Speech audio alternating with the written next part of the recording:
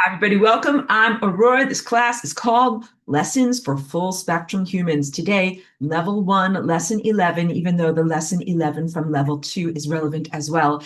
And officially, the title is Energetic Anatomy and the Sun. I know I'm focusing a lot on this over these next couple of weeks, but it relates a lot to what we're going through in terms of consciousness reduction, transhumanist technology, and attempts to accelerate, to reach light speed, to reach levels of inner liberation, or what I call meta liberation, like overarching liberation.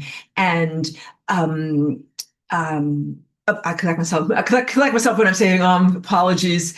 I want to say expansiveness. I was looking for the right word. Expansiveness or mind expansion or consciousness expansion. So, one of the big questions that we're going to talk about today is, where do ideas come from? Many of the ideas that I'm critical of, you should even question, what is their origin? For example, let's begin with the concept of a Dyson sphere around the sun, because one of the first premises that I'm going to bring to you is the concept that the sun is an alive being, a form of awareness, a giant ball of consciousness in the sky, something that is an organism to be respected. And it is a pathological thought to even think, like, it hasn't been done clearly, but to even consider what would happen if you built a bunch of satellites and put them very close to the actual coronosphere of the sun and had all of the light collected by the satellites so that none of it could actually exit and all of the light was somehow captured and redirected. Like, please don't manifest that a la the Stay Puft Marshmallow Man. Like, that should be your worst fear. That is like the worst idea in the world. And you will get my reference.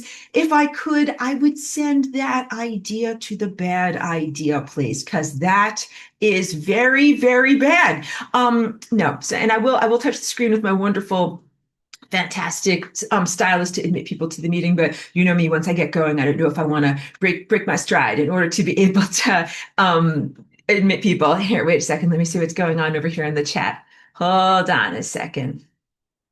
Get rid of this distraction and then say, Martine says, how does, oh, good question. Martine asks, does the sun have inhabitants like Earth?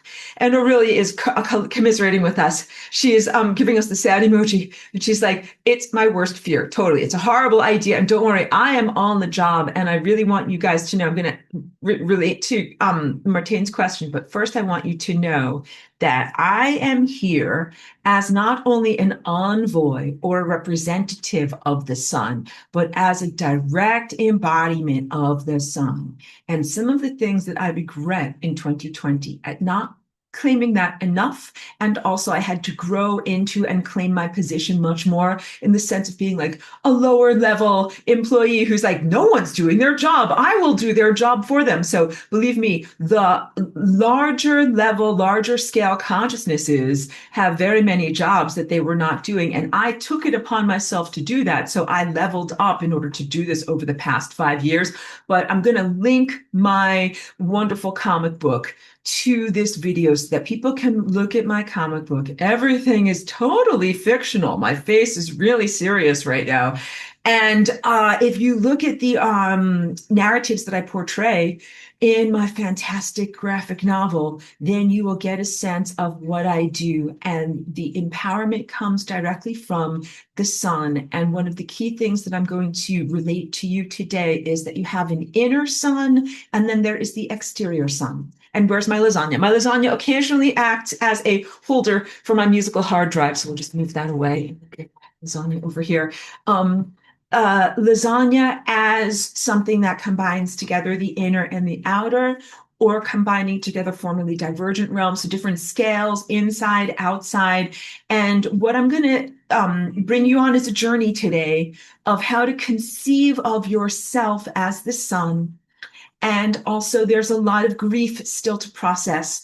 And as I was going through my notes and thinking about all this, like, I had to take time, and I had to just take time to go through my own feelings on it. You know, like, I don't necessarily make this class a forum for me to share my emotions, because that is not appropriate. Like here, I really try to be professorial and just share information, but I will tell you that I have so many emotions about grief and loss regarding what some people call galactic family, but what I call the Christ network, the Christ consciousness network. And it relates to our energetic anatomy, which is the curriculum of this class. The lesson from 13 years ago is basically that you have your own inner sun at the conjunction of where your Christ chakra, your indigo chakra, connects with your violet chakra, and that it is a place that you must cultivate from the direction that you are coming from. You don't have it, you have to get it.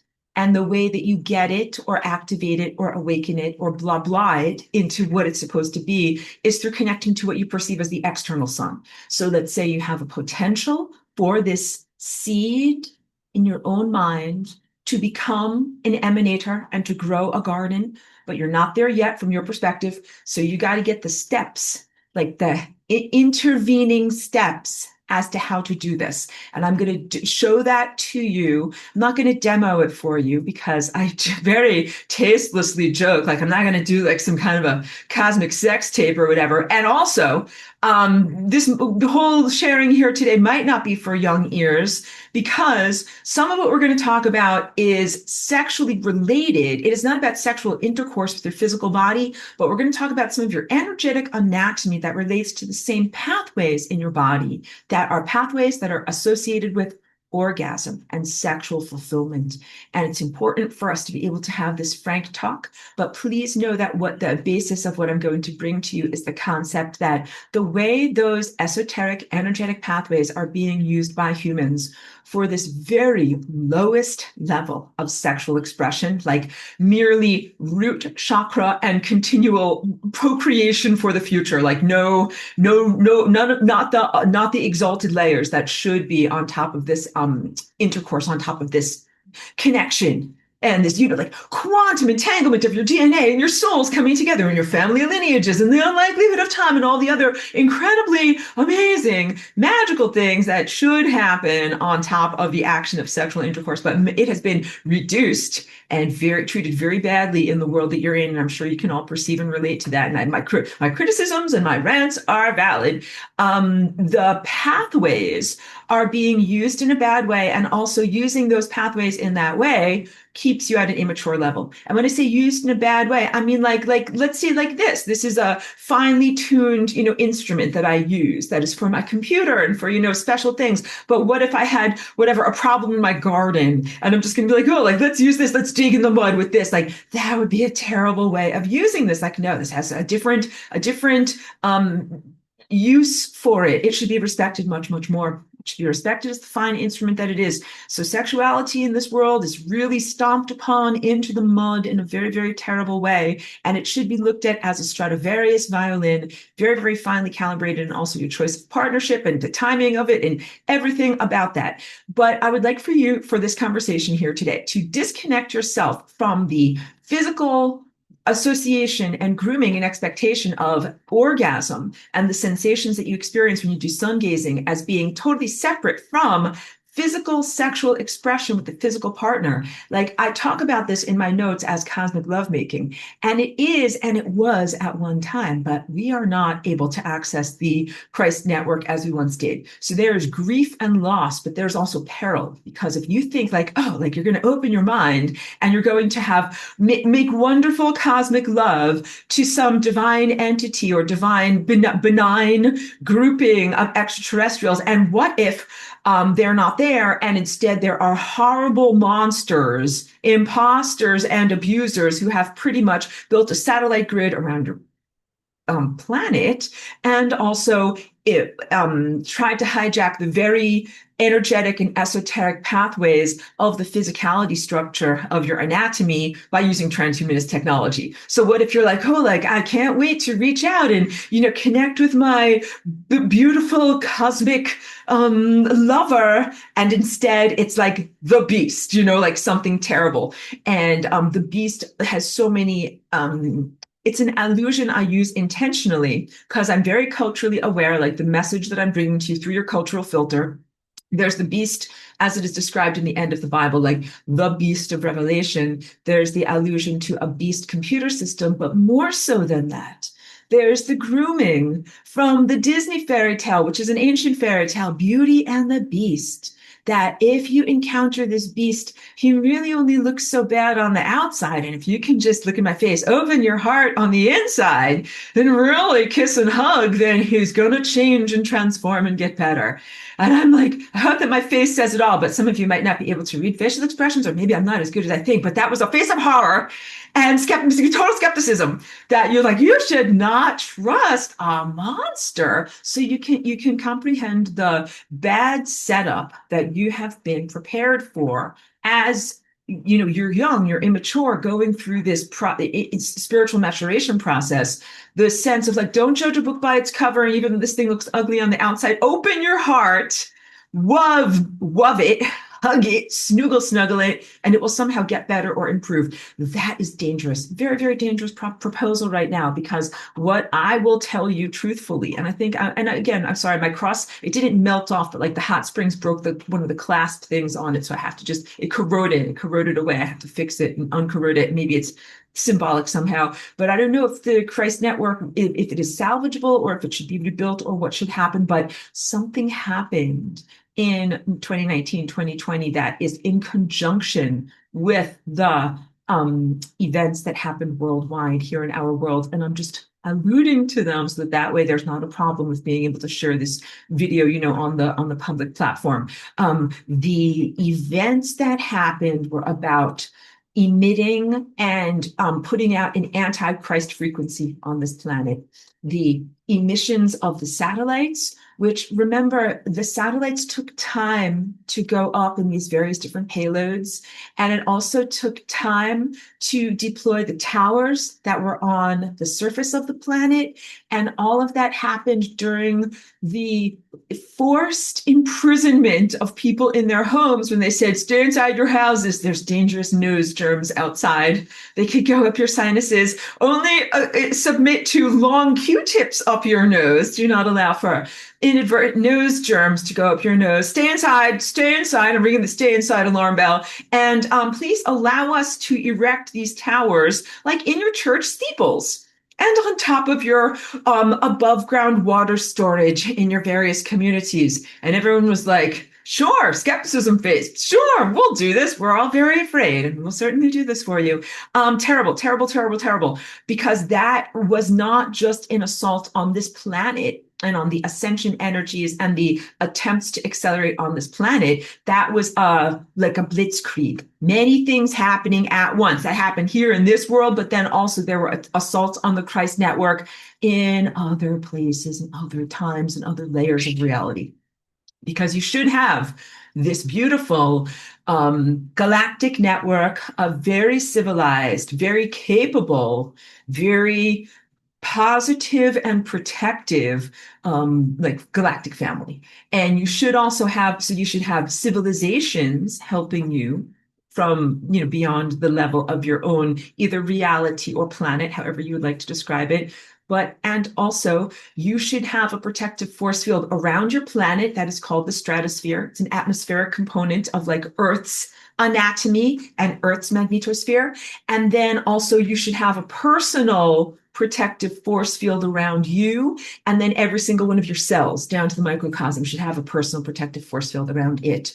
And all of those Christ force fields, all of those multi-layered protective force fields failed in some way. And that is what led to the great imperilment, which is of your generative capability almost being hijacked. Your imagination. Christ is imagination, but not in a stupid SpongeBob like rainbow imagination way. More in the sense of it being the most powerful, largest muscle on your body. It is the capability that allows you to create reality and to imagine things into existence that don't exist yet. So it is even more more than being able to say, like, I want potatoes. I have seen them in the past and I would like to make more of them in the future. It is the capacity to invent something new. Like, I am bored with potatoes. Let me invent something new. I will make something new with my mind. So you have to question, where do these ideas come from? Where is the something new coming from? For example, like I have in my notes, extensive notes, like me, Aurora, flying rainbow lasagna. I am something new. Where do I come from? So I am a thought in the great brain or in the mind of divinity or in the cosmic infrastructure. I write in my Flying Rainbow Lasagna manifesto very seriously. The cosmos augments itself through necessity or by necessity. And that's me. I came into existence as the cosmic infrastructure was having an OSHIT moment where it was like, I'm the cosmic infrastructure. And if I don't do something soon, if I don't imagine a solution, a new creation, a new something into existence, all of this is going to go bye-bye. So the cosmic infrastructure, all of these points of light that you see as stars, I'm starting to call it the stellarium. That's a made-up word. I am making stuff up. But I don't know what better to call it. It is kind of like the mind of God, but God is actually even much, much larger than that. But this is a neurology that you're looking at in the cosmic infrastructure is a type of or organized central nervous system, and thoughts come through that. And the galactic center is one of these origin places or portals through which good thoughts come. And the sun is another place through which good thoughts, good levels of consciousness, good levels of awareness come. Now, I have made my joke about the bad idea place, but we really do have to consider, where do these bad ideas come from? And I don't pretend to have the comprehensive answer, but I do have a comprehensive response. You guys already know my response. I'm going to hold up my sculpture and we're going to say, you do what, class? Send them to entropy. That's right. Yes, giant cheers. We send bad thoughts to entropy because I'm kind of like, okay, I don't even care where you're coming from or how this got here. Let's just respond to it, which is to send it to entropy. So I want to get into a lot more about the esoteric pathways through the body and how energy is literally flowing like a map. But I also want to make sure that I'm attentive to what's going on over in the chat. Sometimes I hide it so that I'm not distracted, but let me also just see what did you guys say over here? Okay, so wait, I want to talk about that. Yeah, and Aurelia is affirming, and I want to read this. It says, we adore the sun and its freedom as light being. I agree completely.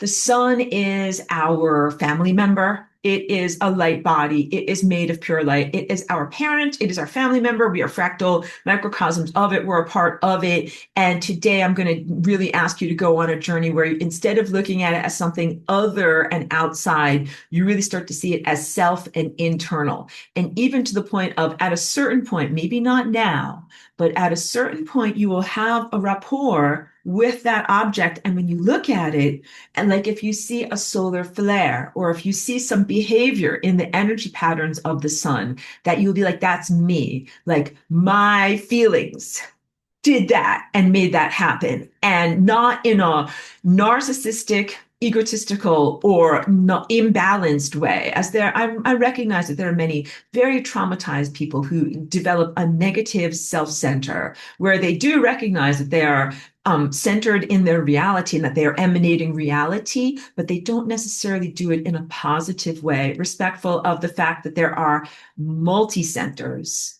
Many people, many of us have the sun at the center of our mind, and we are emanating reality. So it becomes a complex network or framework of respect. Complex framework of respect to be able to be like I'm a solar flare, and I just so be like stop solar flaring, like I'm the sun. No, I'm the sun. Well, let's fight. Like that would never happen. So that's why I hope that was a comedic sharing for you. But there's not a sense of competition in these levels of in these higher levels of collaboration on the stellar network. But and also there are very, very clear boundaries in terms of identity, spiritual identity, and creative energy. So we walk a fine line. And Aurelia is agreeing. She's saying, I've been noticing synchronizations with the sun, and also she's recognizing the sun as an emanator of life. So, like, basically, let me speak a little bit more to this. People who are artists and creative people are really emanators, just like the sun. We have an imagination, we make paintings, we make songs, and do all sorts of different self-expressions. I think that it is important to recognize that the innate solar nature of creativity, but also not to get too drawn up in being the center, because like there are more than one painter in the world. Like I am a painter, there are many painters in the world. I am a musician, there are many musicians in the world. So, um, but not to skip Martine's original question, which is really good. Are there people or inhabitants in the sun? He says, similar to inhabitants on this planet. Not like this planet, which is a place where we live and create a biological material anchor. I struggled for that word anchor, but like a thing, because the sun is plasma being and it's not necessarily a matter place. So we can live here on the surface of a place that is a matter place, but the sun is not really a matter place. So we can't really live on there. And we also can't stay in there for forever because it is really a place of coming and going. The sun is more of a portal or an energy formfulness where stuff comes in and stuff comes out. So light, it's a birthplace where light comes in. It's a birthplace of ideas. It's a birthplace for stuff, but it is also our destination and we stay home. And on the other hand, if I answer that, it's such a difficult question to answer because we don't have material formfulness, but when you identify as photon, then you can be like, yes, sun is my home, but the sun is also your home as a human being, because if you take my Path of Light class, which is like the ultimate mind stretch for the advanced students, you have the overlap of like the sun, and then you also have you, and then you also have the photon, and then you also have a tree, and really all of these things overlap, but just at very different scales. So you're going to go on a journey of identifying with all of these things from the smallest to the largest and recognizing it, that it's all yourself. But I would not want you to lose your identity or your boundaries. Don't dissolve your boundaries in the wrong way. Keep the right boundaries and the right sense of self, but do the dissolving of boundaries in the right places. Flying Rainbow Lasagna does bring together formerly divergent realms, or make it possible, like a doorway makes it possible to go through a place where there wasn't opening before, but we don't just make every place the doorway. We have to have very specific selective doorways, like doorway here, and you go through here, or you open and you close the door for specific reasons, not a complete melding of everything. So with your personality, some things you're like, I'm everything, and everything is me, and that can be fantastic. But I think that you have to be very, very selective, especially when we're still in a world where we struggle against this transhumanist technology. And part of the peril of the transhumanist technology is dissolving boundaries in a bad way, like dissolving your sense of self with other things that you should not meld your consciousness with, even dissolving boundaries within the body of this is really how the stuff kills you. Like it really melts your membranes and turns you into a pile of goo, and one giant pile of undifferentiated goo. Like you return to the primordial soup from whence you came. Oh my goodness. And I said from whence you came instead of whence you came. Okay. So all of these things, just these are very funny references, I'm sure. Um, uh, collecting my thoughts. So you don't live in the sun, but the sun is a place where you go and have an experience.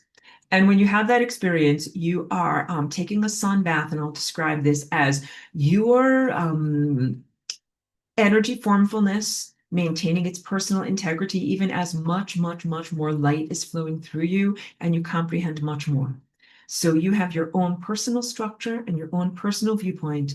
And as more of this impersonal light of cosmic truth flows through you, that is what that light is, you increase in intelligence, you become more organized and more accelerated, and you are still you, but you are in this giant plasma body of all of this other stuff that is also accelerating and moving towards levels of light speed and pure consciousness. The sun is not the end of the journey in terms of accelerating to pure consciousness. It is only an incremental step on the journey. So I know that I've gotten you guys ready in terms of your expectation of what planetary ascension is like. This is, of course, predicated upon my previous experiences with this planet, where it's like first you're walking on the surface of the planet, then you graduate, which is what we would call ascension, and you become part of this floating city or conglomerate, the beginning of a positive seed or a positive spore that gets itself together and organizes until it is like a type of music moving amidst itself, and then it can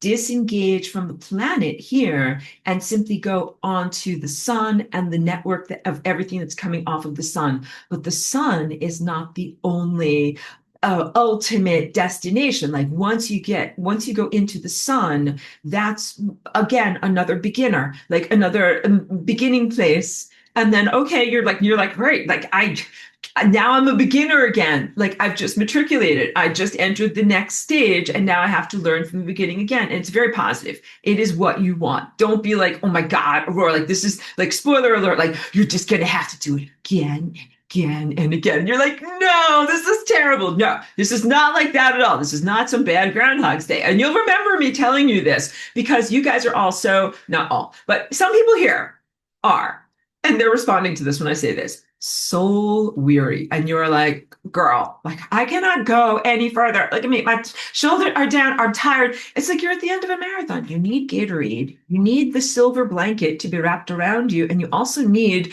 that moment when you get the laurel wreath on top of your head. And it's like, you did a good job. You made it to the end. And now you keep going. So yeah, anytime you complete a task, please know that there is the restoration, like the energy flows back to you. So when you go through the sun, it's not like, oh, like we're so bedraggled and we've been through this horrible torture and everything, and we finally go through the sun, and then it's like,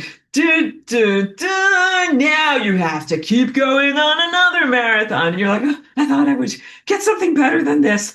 No, that is not that's a total misportrayal. That is not what happens at all. And here's what happens instead. Okay, so you haven't been supposed to be on this grueling path. You're supposed to be on like a total backstroke, nice and easy. Atlantis was supposed to be nice and easy. That is not what happened. All right, so you got this problem state that you're in right now, but you're going to get out of it, and you have to effort in order to get out of it. But you have definitely grown muscles and learned transferable life lessons from it. You will go through the sun and the solar portal, but I described to you there is like a training regimen first. Like if you attempted to just go through the solar portal right now, I don't think that you would have the personal integrity as the light flows through you so much. Sorry, this thing is sometimes just like a little heavy on my neck.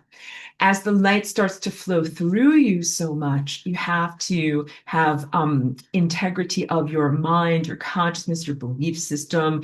And like a car that doesn't have good alignment, if you go too fast on the highway, the whole thing starts to shimmy. And if you go way, way, way too fast, then the tires fly off. So think of it in that sense. If you haven't done this incremental consciousness training to be able to come from being a slowed down matter being who eats physical food into accelerating to being able to eat pure light, and then accelerating even beyond that. So when you're part of this floating city, then you're able to eat pure light. That's just preparation for the ultimate marathon. You have to be able to eat light because you cannot bring your space food with you in toothpaste tubes, like wearing your space diaper, as I always joke. You have to be able to eat light because that is the food source in this place where you're going on this wonderful adventure. And then once you achieve that capability, then just know that you will have more wonderful things to learn, that you can't even really conceive of them from where you are right now, but that you will have a continual curriculum of good things to learn about. And it's incredibly gratifying and very, very positive. But I am here, like the system has been non-pristine and has been very junked up in various different places. And so I am here not just for damage control during this planetary ascension, but really to be able to do a giant cosmic house cleaning so that when we jump off from this springboard, this materium as consciousness, we go into a beautiful, clean, pristine, fresh sketchbook or like fresh fresh snow, freshies, and we get to make our beautiful self-expression going through there. So you can imagine it like skiers skiing, or a painter or a person drawing beautifully or something like that on a fresh piece of paper. So this also relates a lot to my grief, the grief and the loss of what is going on with the Christ network, and how that relates to my description in my notes from 13 years ago of what this energetic rapport with the sun feels like. So eating the sun and doing manifestation exercises with the sun is a very active, non-passive activity. So this is different than just getting out in the sun and tanning. That's okay, but that's kind of like if they just generally kind of like put food in your area. That's not the same as really like drinking it or eating it, but it does get into your body, and it does affect you and uplift you. And even when people are just kind of like laying out on the beach, like that is also nice, but this is not the same as the consciousness connection to the sun. So when you eat the sun, what you have to do is create a tendril of attention that comes from your mind and connects to the sun. But you can also imagine that you have analogs in your physical body. So the tendril that comes from your mind is non-physical. Like you can't weigh it on a scale. A scientist cannot x-ray it. But the things that a scientist can weigh or look at through a microscope are things like the tiny hairs that are on the outside of your skin and your sebaceous glands. All of those hairs are like these little antennae, and they are like these little tubuli that bring in light. And the sebaceous glands, the skin oils, these are holy oils. I really always tell people this and emphasize this, because there's a lot of cultural things about hygiene where they tell you like you have to get ivory soap or some very, very strong soap and wash your whole body and wash off all of these oils. And I am just like, I'm like cringing. I'm like, no, you want to have good oils on your skin, but you want to have clean, good oils and also a healthy microbiome. So most people are washing things off because they're eating a low quality diet of like canola motor oil. And then also they do not have a healthy microbiome. And so they have to always be like washing stuff off of their skin. But you guys are totally different. And what you want to do is have a positive balance of pure fats. That's things like some things are solid at room temperature, some things are liquid at room temperature. So like a balance of both coconut oil and olive oil, or like a balance of whatever, stuff like avocados and eggs and things like that. But then also things that are, like liquid lipids. And definitely to stay away from any of the plasticized, hydrogenated fats that are in our world. But I also joke about the canola motor oil and some of the other ones. So only high quality oils. And that is what helps to keep your light body functioning correctly. And the oils actually act as an interface between the optical light, like the actual light waves that are trying to come into your skin. Like, that if you don't have skin oils on, your skin looks ashy, like matte and opaque, as opposed to brilliant and translucent. So you need to have these things in your body. So this goes beyond just reductionist stuff, in the same way that sexuality has been reduced into such an unconscious activity. Food, nutrition, body hygiene, and beauty care all has to involve the cultivation of these positive oils on your skin.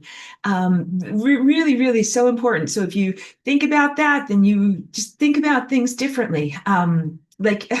Sorry for that. I hope you got my telepathic, because sometimes in my translation, I'm like, that means nothing. Like that, those words meant nothing.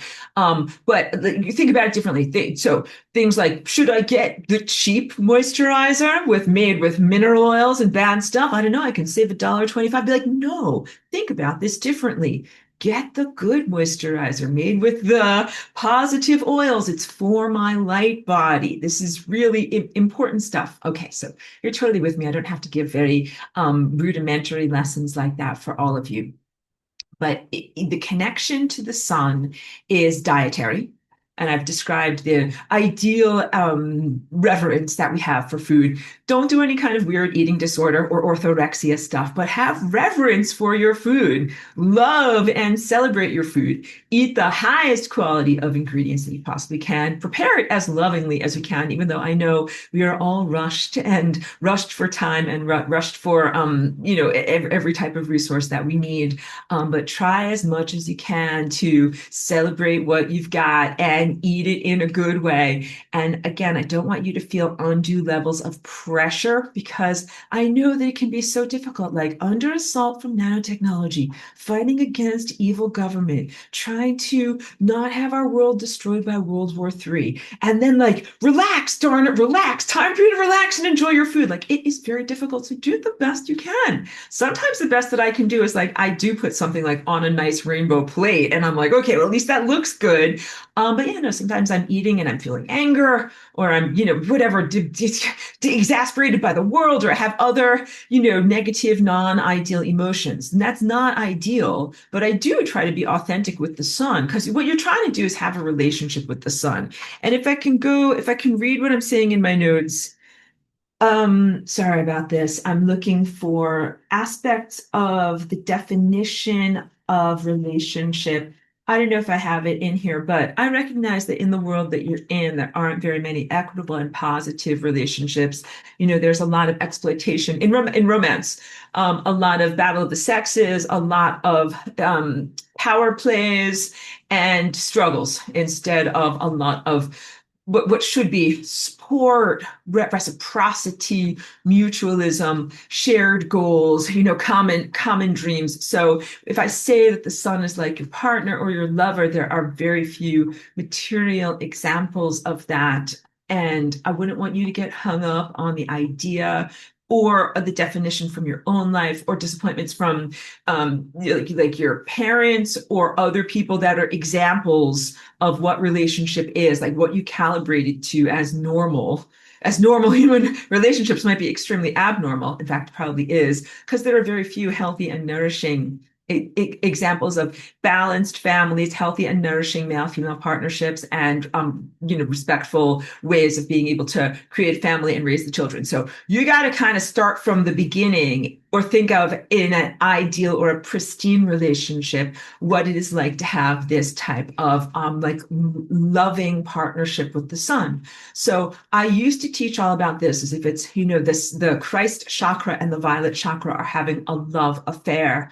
But because of what's happened with the Christ network, I don't think that we can conceive of this as an interaction or an interface or a coming together of minds with that level of reality. I think that if you did, you might get hijacked by a beast, a monster, an imposter, an antichrist, as something that isn't the real Christ. And I think that it's not just an abstract entity, but that is related to transhumanist technology, literally invading the human body, going into the pineal gland, or let's say surrounding it, besieging it like a medieval town, and saying you're not going to get any signals coming in here or coming out of here. Dyson sphering the pineal gland. That's what some of this nanotech does.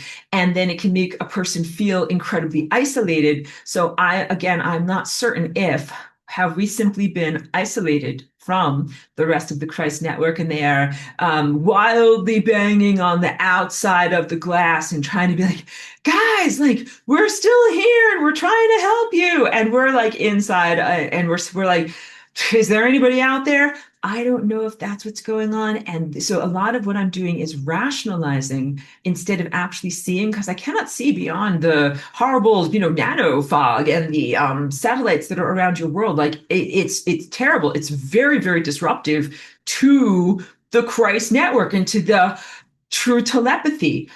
So some of this is, like I said, my logical surmising and putting things together. But the Christ network that I know would never allow this type of isolation technology to be erected.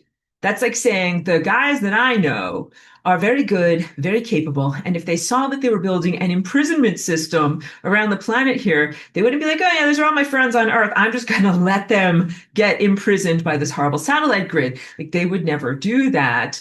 So something has gone horribly awry at that level of reality. So Although in my descriptive notes from 13 years ago, I talk about having this type of culminative energetic exercise using the same pathways, like neurological and esoteric in your body as, like orgasm and sexual satisfaction, but you're doing it with not the Christ network, because I don't know if that's still there or if it is hijacked. Those are the two options, pretty much. Either it might be totally bye-bye, which is not a good option, or it might be out there and either pathogenically infested or somehow non-operational, because a correct operational Christ grid or Christ network would be here doing much more for our liberation and protection. I really emphasize again, please check out my comic book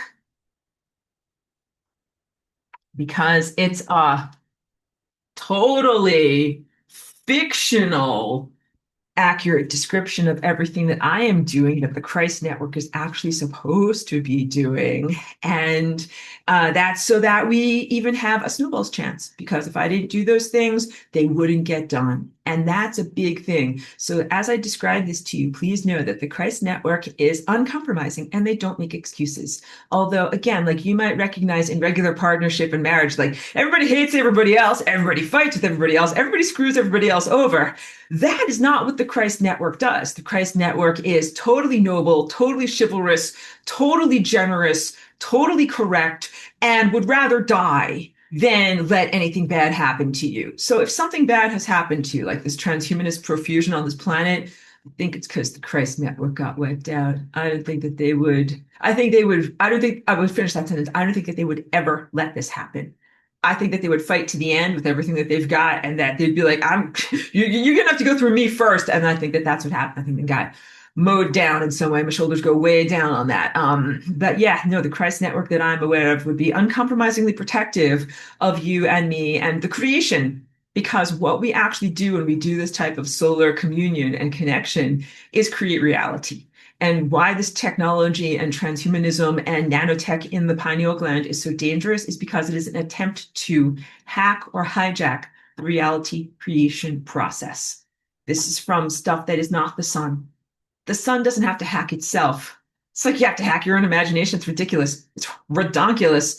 No, in order to make something happen, you just make something happen. So I am from the sun. I'm from the stellar network. I would never erect a Dyson sphere. This is stupid. Be like, that would be like stealing from your own bank account. Like, why in the world would you ever do that? But burglars, they would try to steal from your bank account. Do you know why? Because they are not rich, because they do not have anything, and they would very much like to steal from you. So people who have this idea that comes from the bad idea place of erecting a Dyson sphere and stealing everything from the sun, they do not come from the sun. Those are the characteristics and qualities that would be incinerated, would be, will be, and are in the fantastic process of being incinerated right now. And I will tell you that as I'm flying Rainbow Lasagna and I'm able to jump beyond this satellite grid, like, because you can be like, oh, Aurora, like, can't you see what's going on out there? Here's what I do. So, because everything about my relationship with the sun has changed since they started what they started doing in 2020 with the 5G and then later with the satellites. So I used to do all these wonderful connections and rapports with Christ. So that's like the violet chakra and the blue chakra coming together and creating this beautiful inner sun. But now what I do is I just connect my inner sun to the outer sun, and I bypass the layer of reality that is the Christ network. So I go straight to abstraction. Let me show you pictures, because the level of the Christ network is a level of personification. And that, what does that mean? That's like your anthropomorphic level, looking at things like persons, people, looking at people as if they are people. Let me show you stuff. No. Oh my God, like I have to touch technology. I'm using my thing, I promise. Here's one thing. Here's another thing. And this part should go away. And then this is what I really wanted to show you. So this sphere over here, that's your inner sun.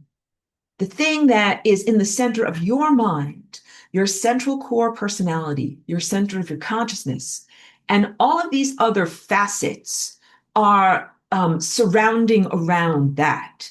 Those other facets are the personalities that are not abstractions. So the sun is who you really are. It's just pure light, just a glowing amount of light, and also waveforms and colors, not a face. Definitely not two arms and two legs. So the Christ network happens at the level of anthropomorphic expression, interpreting something as a human, interpreting something as a person or as a being, not just as abstract light. And that's the level of reality where we are having problems. Let's press pause for a moment in order to hug and appreciate Cheeky. Cheeky's going outside. She's like, I got something important to do. Okay, Cheeky has important do-dos. Good job. Do what you need to do. Fantastic. Cheeky's a good dog. She will take care of herself. Um, Thank you so for that. Sorry for that brief interruption. Try to be lighthearted sometimes with Cheeky. I'm reading your chat for a moment. Thank you.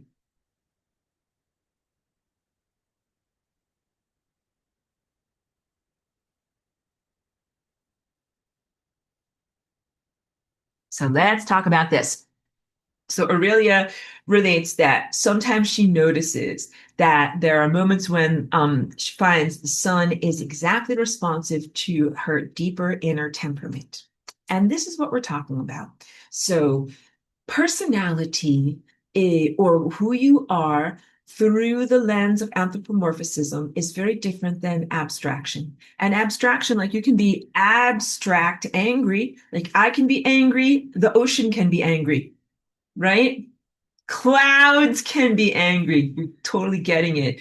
Emotion can be expressed, or let's say spiritual energy, consciousness energy, and qualitative differences in energy can be expressed abstractly through abstract energy fields, and not only through the physicality structure of a person. Like if I'm angry, like I will shake my fist or my eyebrows will go like this, and then I will be very angry at you. Um, I'm collecting my thoughts for a moment about bypassing Christ, because what you're doing is learning how to be an adult and a responsible creator in the world as you're on the journey of self-remembrance of yourself as God and as divinity. And again, all of my class right now is focused on people who are the identification of like, I'm the good stuff, I'm the God stuff, I'm the stuff that continues to exist.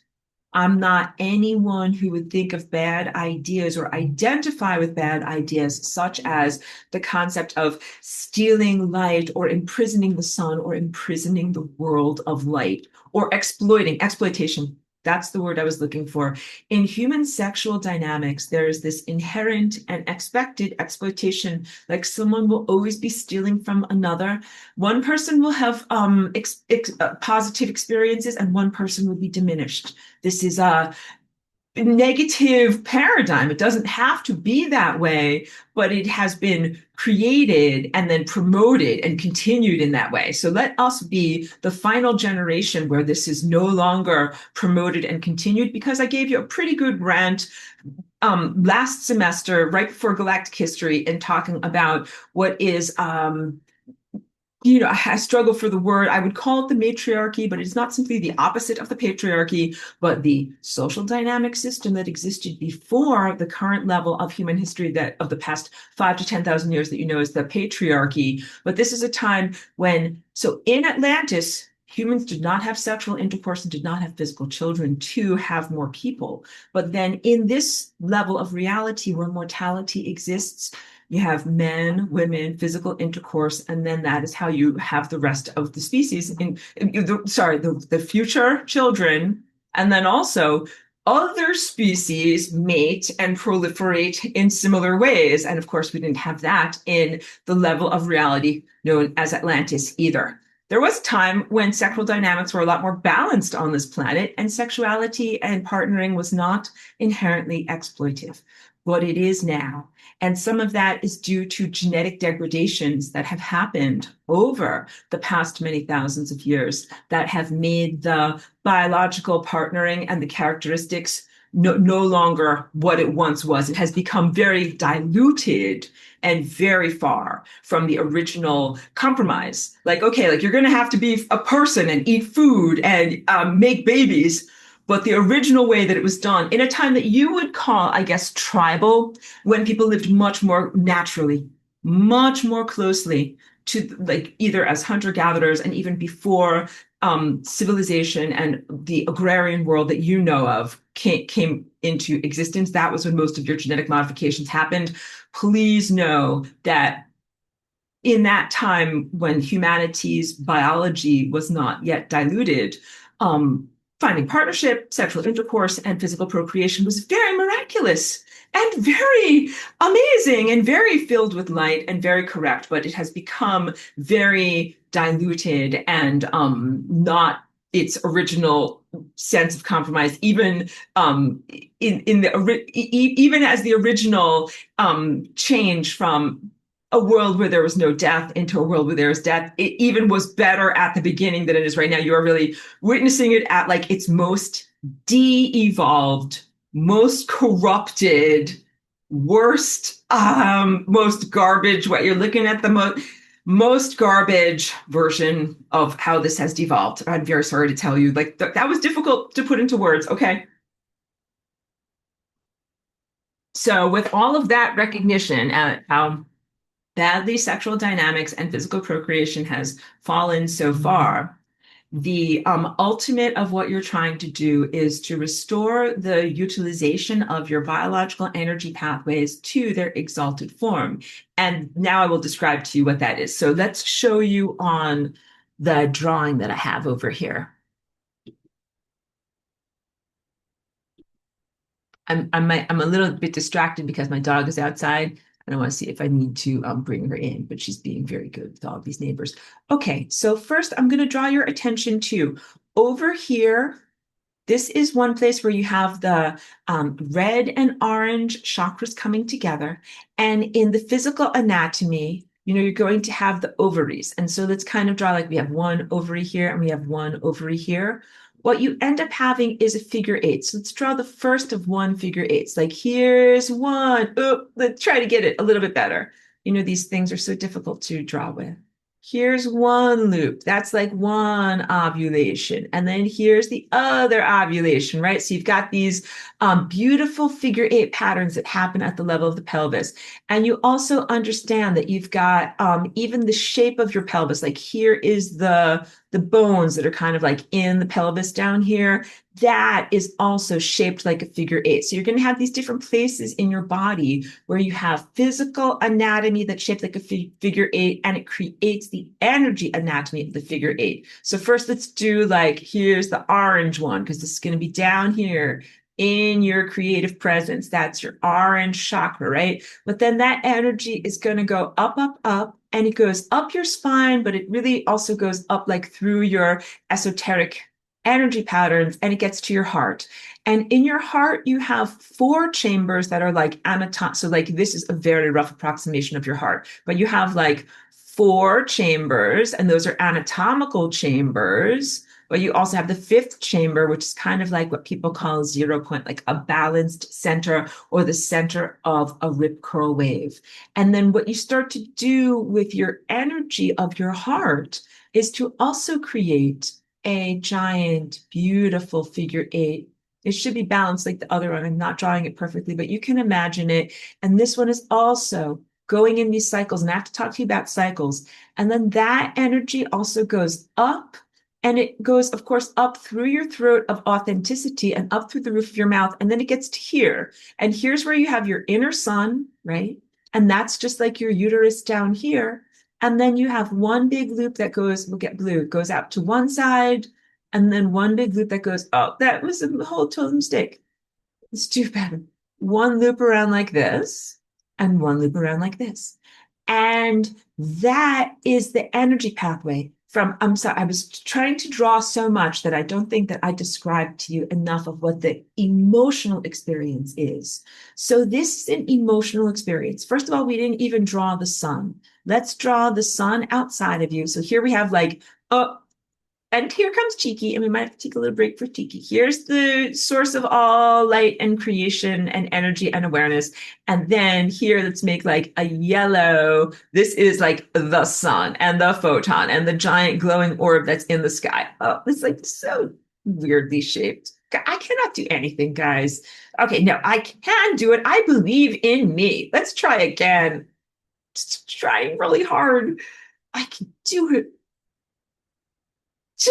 Okay, class is over. I used up all my energy. No, that was really hard. Okay, but anyway, so that's the sun. Anyway, I finally made a perfect circle.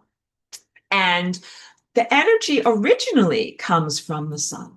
And let's draw like a big, giant ingestion of light that comes. I will draw it as if it's coming in through your violet chakra, in through your DNA. But it also comes in through your eyes, in through your brain, in through your food, in through your neurology. And, it comes down here and it's down here. It's in your tummy. It is in your food. It's in your intestines. It's in the um, energy centers of your lower abdomen.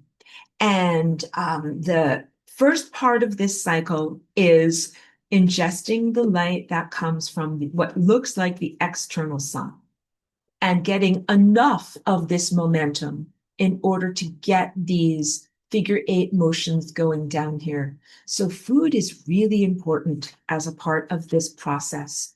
First of all, everything that we have comes from the sun. Your physical body comes from the sun. Your mother came from the sun. Your mitochondria and the energy of being able to eat glucose comes from the sun. The glucose comes from the sun that's inside, via the chloroplasts. Your water, your heavy metals, and not heavy metals, but like the heavier elements that are part of your body that make it possible to be alive, whatever, calcium, other things like that. These things are all originated either in the sun, that is the star that's up above you right now, or ancient stars from your time perspective that have already lived, come, experienced, and gone. And then the anatomical fragments of them. They exploded their anatomical, molecular, atomic anatomy everywhere. And you've got that inside of you. And then also you ate chicken and avocados, which also comes from the sun. You have that inside of you. Really, when I talk about the reverence for your food, that is what I'm talking about. I'm not always perfect. Don't worry. I'm not always perfect, but try to be in reverence for your food as much as you can. And also because some of it is being in a stress-free environment. Let us all envision a stress-free environment where we can really like grow our garden, go to a farmer's market, appreciate the beauty of the perfectly red, fresh strawberry, and then to put it on your mouth and taste it and taste how amazing it tastes. All right. So you definitely need to do that. When you soak in these wonderful experiences and nourishments of food, that is what feeds your creativity down here. And creativity down here, it's sexual creativity, but it's also anything you're passionate about. It is the passion for me to paint paintings. Some people are passionate about the environment or caring for animals or something like that. You can be passionate about an abstraction. You can love the world. You can be passionate about life. These are the things that you add to the relationship. So the sun comes to you and it gives you energy, but then you add your passions to it.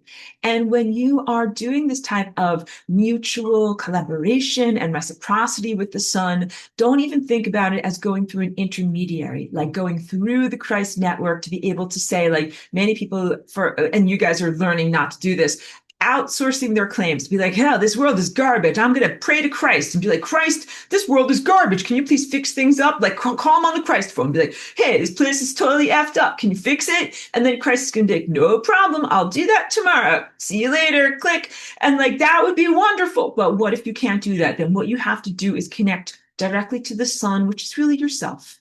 It's okay if the benevolent layer of reality that should be there isn't there. It's really not okay. It's really a terrible, terrible loss, and I'm incredibly despondent over it. But I'm denying and burying my emotions for this moment, so that way we can, kind of like make it through this. No, because this is also I'm really part of what I struggled with in going over my notes and preparing this today, because I'm like and I don't talk about this that much, but no, my the quality of my connection to the sun radically shifted in 2020. And what I used to be able to do easily became difficult or impossible. And I had to find a whole new way of doing things that did not involve going through the Christ intermediary. And I was never a lazy prayer where I was like, oh, I'm so lazy. This place is garbage. Pray to Christ. He'll fix it up. I was never like that, but I was always very devotedly, lovingly connected with the entire benevolent Christ network, and really expecting properly to have that level of, like support and extension of what I can do. And that is not available. And that is just a very, like, you got to know the truth so that way you can go forward, because otherwise I think you're going to marry the beast. And the whole time, the evil one is going to be like, just give us some loving, give us some loving. I'm going to change. I swear. Just, give love's true kiss. And if you do that, you're going to get done. You will lose yourself and lose your own true identity. And then this horrible thing will not transform into some beautiful Christ as you wanted it to. It's the ultimate sham and scam. So don't get scammed by this. It's a scam call. It's not a real call on the Christ phone. So what I do now is eat my food lovingly, recognizing that it is all an extension of the sun, the world of pure light, and the stellar network.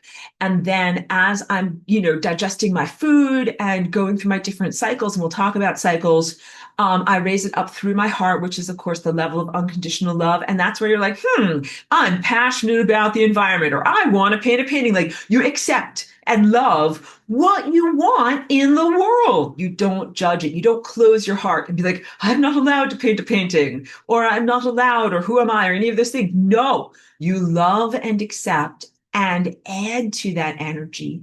And what I teach people about, especially when I'm doing personal sessions to try to help them in their personal journeys and their health, is to get people to understand that creating the 0 point, just what humans call 0 point, it is a connection to infinity. The infinity point that is at the center of the heart, the fifth chamber, is not always there. It's a question of having this correct, beautiful, balanced flow around your energy pathways. You have to have your heart sing, and you have to do what you love. Chica's playing with her toy right now. She is doing what she loves. She's creating the fifth chamber of her heart. I'm very happy to see that. But for me, like, I love to sing and make music, and I love to dance, and I love to paint, and I love to be in my creative process. And that makes my heart sing. And it literally keeps me young through giving me access to constant regenerative energy. And the regenerative energy is, again, a byproduct or a direct connection to being in the moment, being completely focused, and fulfilling my life's purpose. So yeah, as you are aligned with your life's purpose, you get more and more energy. And then again, to bring that energy up through the throat chakra, which is about communication and authenticity, and through the roof of the mouth, you put your tongue on the roof of the mouth, and then it goes into the pineal gland. And I describe this as a type of self-fertilization, so that way you don't have to worry about who's your partner, or who are you going to marry, Prince Charming, or will you find Princess, I don't know who's a good princess, the most beautiful princess that you're looking for. You don't have to worry about all those anthropomorphic questions. It's really difficult. Like, it is such a relief in terms of the burden of expectation that you do not have to find whatever your twin flame or your whatever you're looking for. That layer was always an interim layer of reality, not the ultimate destination. And you should experience grief at the loss or the disruption or the disconnection for whatever's going on in the personality layer of reality. But please know that that is not the ultimate. The ultimate is this up here, which is the world of pure light, which is the world of pure abstraction. And that's the world that I'm also very comfortable with and most familiar with and adept at navigating. In that world, 1 + 1 = 2. So I'm actually not the most adept at navigating the world of personalities, anthropomorphic expression, individual emotions, all of those things. And humans often mystify me. I don't comprehend a lot of what's happening on this level. And in many ways, it's not my forte. People who are really, really good at this, like, if I talk about the ascended master Jesus or someone like that, like they are really good at understanding people's motivations, understanding your traumas, your emotions, the things that make you who you are, your personalities, and like celebrating it. It's the personality of extrovert. Extroverts are like, I like going to parties, I like knowing about people. Here, like we'll go back to my face. I like dealing with people. I'm a people person, right? Like that's the indigo layer of reality.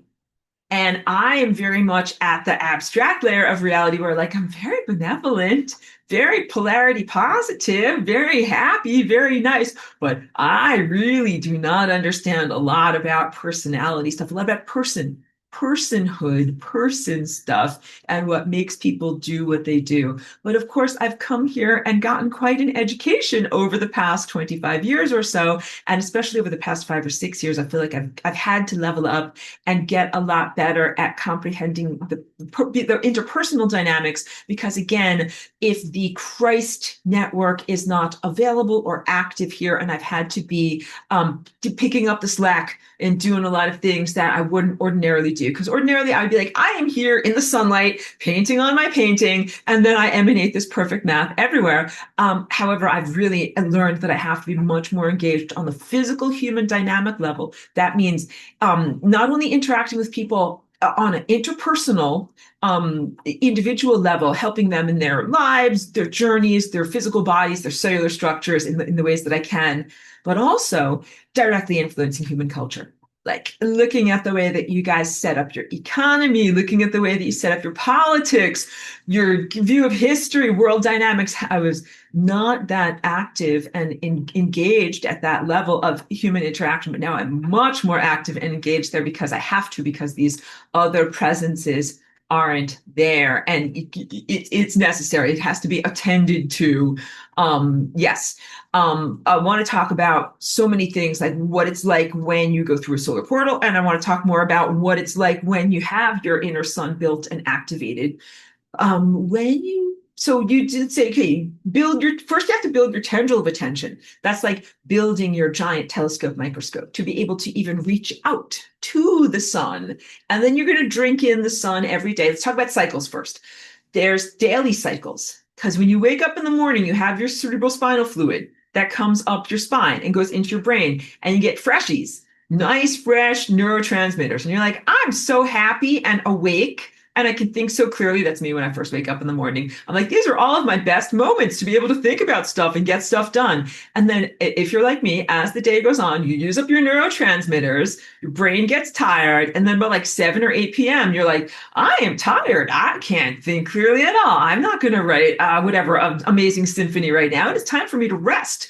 That's a daily cycle. The energy is high in when you first wake up, and then it goes down at the end of the day. And what you're supposed to do is do sun gazing in order to connect your own inner innate rhythms to these rhythms of the sun. The sun comes up, connect your face and your tendril of attention to the sun, and you drink in those initial rays that come from the sun. You do all the things that the sun directs you to do, and then at the end of the day, you talk to the sun again, you give back what you experienced. So for the past 5 years or so, whenever I connect with the sun, I'm not getting these abstract directives like I used to, that were like, paint a painting like this, or make this thing that looks like this, or do this, or make this giant sculpture or whatever. Really, the only directives that I get are directives to fight for my life with everything I've got against this transhumanist technology, and try to like hold up shields, clear myself of nanotechnology, clear others of nanotechnology. So everything that is vital, important, and truly fulfilling to me has been put on hold in order to do a giant cosmic house cleaning, because at this point everything is so garbage, there's not even enough room to be able to move around and do the things that I need to do.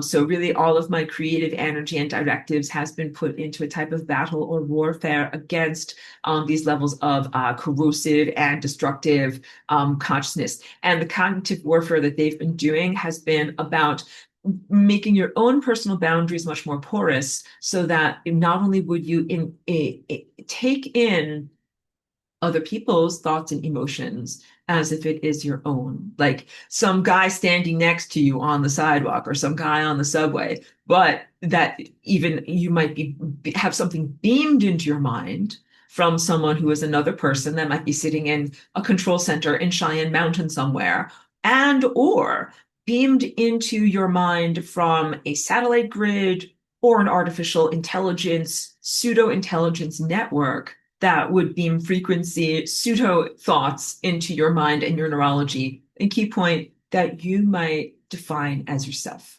Like that, instead of being like, what's this garbage coming into my mind? But that you might be like, I'm thinking that. I think that garbage. So very perilous stuff, because once you start to identify with the garbage frequencies that are coming through you, that is when you really start to do the slide into the cosmic toilet. Like you're going to go down, you're going to spiral down from that. So it's essential to have very, very strong personal boundaries. Know and remember who you are. Remember who you were pre-2019 and what your mental and emotional and spiritual landscape felt like at that time, and continue to try to cultivate and be as much like that version of self that you can be. So a lot of what I do is just continuing who I was in 2019 when they started all these frequency disruptions. And please know that, read my comic book, the satellites will be fully destroyed, and the hardware that has been put into human beings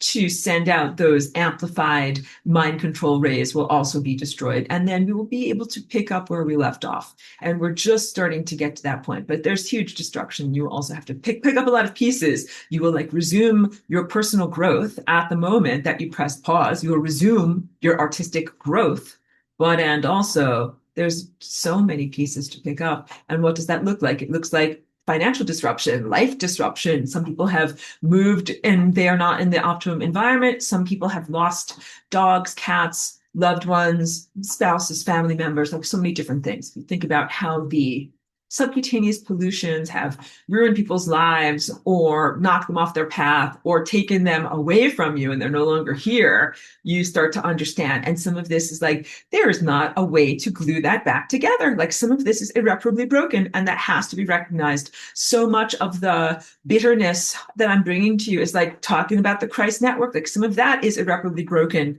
And there is not a way for me to blithely be like, everything will be fine. Like, no, this is really not fine. And in the lives that I observe here in the world and the way that these subcutaneous pollutions, nanotech, different transhumanist hardware and other things like that, the way that they disrupted people's lives, and to, again, like some people became not themselves. And I do not think that it is possible for them to come back to themselves. Because you would want that. You'd be like, let's just unzombie them. Just vacuum away. Here's my magical vacuum. We'll vacuum away the zombie juice off of them, and then they will be fine. Like, that is blithe and inaccurate. And you can't just do that. And this is why you don't get zombie juice on you, because it is permanent and not that easy to just blithely vacuum away. So we're really talking about some distressing emotional topics here beyond the beautiful abstraction. I could have just done this as a teaching where I'm just going to be like 1 + 1 = 2. That's the end. And part of me would love to do that because that's very comfortable to me, because I'm like, let's just talk about math. I'm rocking back and forth. Let's just talk about math. Let's just talk about math. I'm like, no, we also have to talk about feelings. And the feelings are like disappointment and loss and death and anger, because you might have the anger of a survivor. I'm just going to drink some water here. You might have the survivor's anger of being like, why didn't you, do better? Like, why didn't you actually do this? Oh, so part of what I have to do is help you get past some of the religious grooming of the Christian religion, which talks a lot about self-sacrifice, please, you must know that that is harmful, corrosive, and erroneous as it is portrayed, um, not only for the person who was the avatar of Christ here 2,000 years ago and their goodness, and I don't believe the official story as it is presented in the Christian religion of how that entire death or crucifixion occurred. But this relates to the death of Atlantis. So Jesus and Jesus Christ in the Middle East 2,000 years ago was an allegorical story and a representation of the death of Atlantis. I've talked about the mythology symmetry of the death of Osiris, which is mythology from ancient Egypt, and the sense of, collecting my thoughts here, whether something that is this great exalted psychic civilization is willingly going to its martyrdom, being like, I see you, I see what you're doing. I'm not going to fight back, Dick, do your worst, and I'll take my punches or whatever. No, no, no, no, no, no, no, no, no, no, no. And on every level, on every deep, passionate level that I can tell you, no. So, no, here's us in Atlantis, and we are definitely not just standing there being like, here, like whatever, like shoot me with arrows, we're ready to die now. No, we are not like that at all. And also this false portrayal of Jesus Christ, the avatar of Christ, being like, okay, Romans, take me, mutilate me as much as you want to. No. And also, your pineal gland does not present itself to nanotechnology or to harmful concepts and bad ideas from the bad idea place and say, here, like, screw me up, false light, come inside of me. No, no to any of those things. So now we have to speak in positives, because a lot of you, I know from ancient concurrent Atlantis, and many of us are in that layer of reality, and you can kind of see it coming. You can see the bad stuff happening on Mars. You can see the invasion happening. You can see the invaders starting to come or setting their sights on this place. And this is about, what is your response? Are you going to be like, I'm a SpongeBob martyr, do whatever you want to me? No, you're not going to do that. Not at all.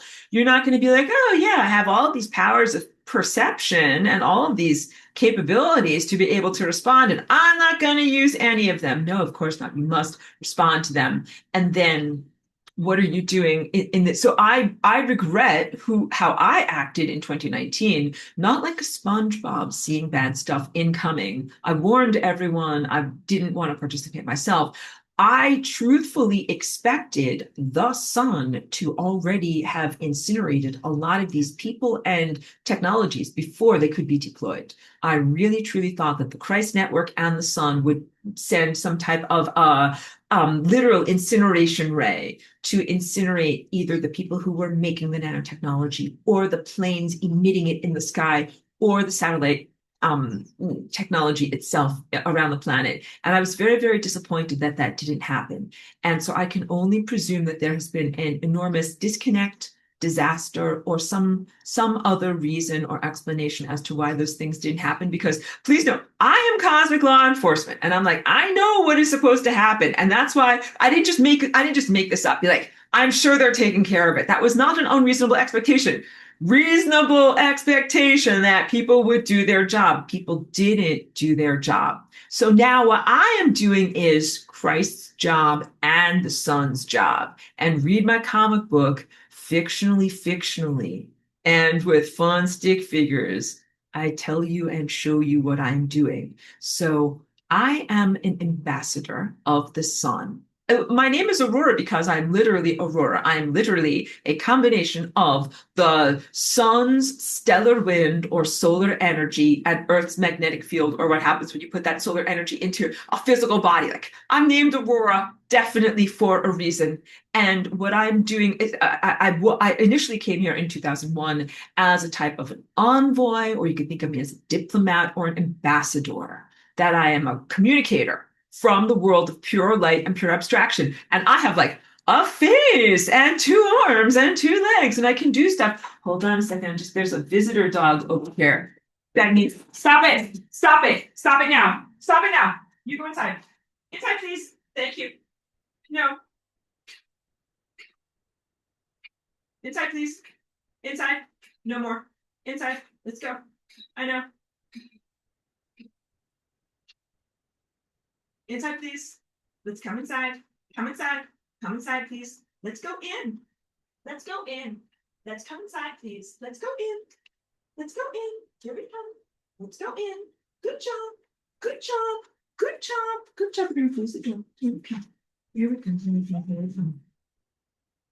That's the horrible dog from next door who's trying to give my dog a heart attack and who is very bad and very naughty. Cheeky is a good dog, but she is undeserving of the naughtiness of that other dog. Cheeky gets a cookie. All right, Cheeky's getting a cookie. It's the other dog. The dog got Cheeky all upset. Got a heart rate going. Okay. Sorry about that.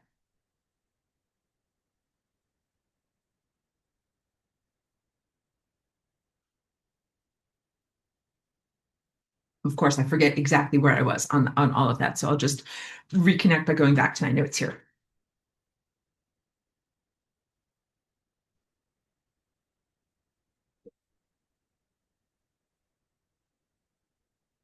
In fact, let's just take a brief 5-minute break.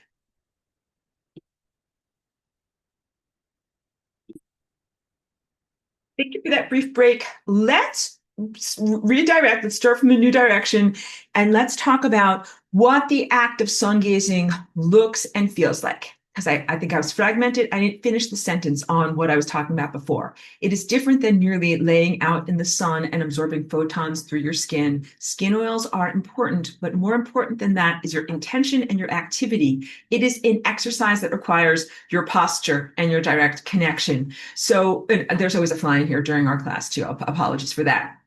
So what my sun gazing looks like when I get up in the morning is getting up with the sun. Please know, like, I recognize that not everybody has the wherewithal to always wake up at dawn. Even if you can't do that and you get up at whatever, 8 or 9 o'clock, you should still go outside and you should do your sun gazing at the time that you wake up. I wear glasses. I cannot see anything without my glasses. But even so, and I wear contact lenses to see, corrective lenses. Before I put on my contact lenses for the day, I go outside and I do my sun gazing. So you want to do it when you wake up, and you also want to do it without any type of, whatever shields upon your eyes. What I do also is use different things as filters. When I lived in upstate New York, I lived with a beautiful canopy of trees kind of like over my building. And the trees are not only an optical filter, as their leaves go like this and they let through some of the light and it kind of sparkles into your eyes and it looks very beautiful. It's also a consciousness filter. So if you were to get the full fire hose of light photonic information coming from the galactic center and the sun directly into your brain would melt. So trees exist. There are intelligence umbrellas that are going to make sure that you don't get too much intelligence to come into you too quickly. It's not going to inundate you. And so one of the best things in the world that you can do is sun gaze through the filter of the trees, receiving the amount of energy and information that these like benevolent mentors are like, like imagine you're reading a story to a kid and you're like, here's the important part. Like, let's emphasize this part, and this part you don't have to know about until you're older, right? Good stuff like that. And also trees throughout the whole entire planet. Like you have the stratosphere that is the Christ layer of the atmosphere, but you also have the trees that represent a consciousness layer of your planet. And trees are all connected throughout the whole entire planet. They are like antennas on the surface of your planet. You're like, I wonder if these trees are kind of like an analog to the tiny hairs that are on the outside of my skin. And the answer is yes. They totally are, and they're really important to you. But I also protect my eyes by sometimes using a hat, like with a little brim that goes across my eyes, or if I'm inside, curtains, like lacy curtains that let through some of the sun, but not all of it, or even at times my eyelashes, just kind of like. So I want you to know your physical eyes, your physical hardware is delicate and you don't want to fry it. You want to make sure that you don't fry your skin and you don't fry your eyes. People do all sorts of different things and have all sorts of different capabilities, and you have to notice where you are in your capabilities. Don't be hubristic. Even though I've been sun gazing for many years, I don't always expect that I can take the full brunt of the optical sun because you have to work your way up to it. So when you have not had access to the sun for a little while, it's just like on your skin turns pale.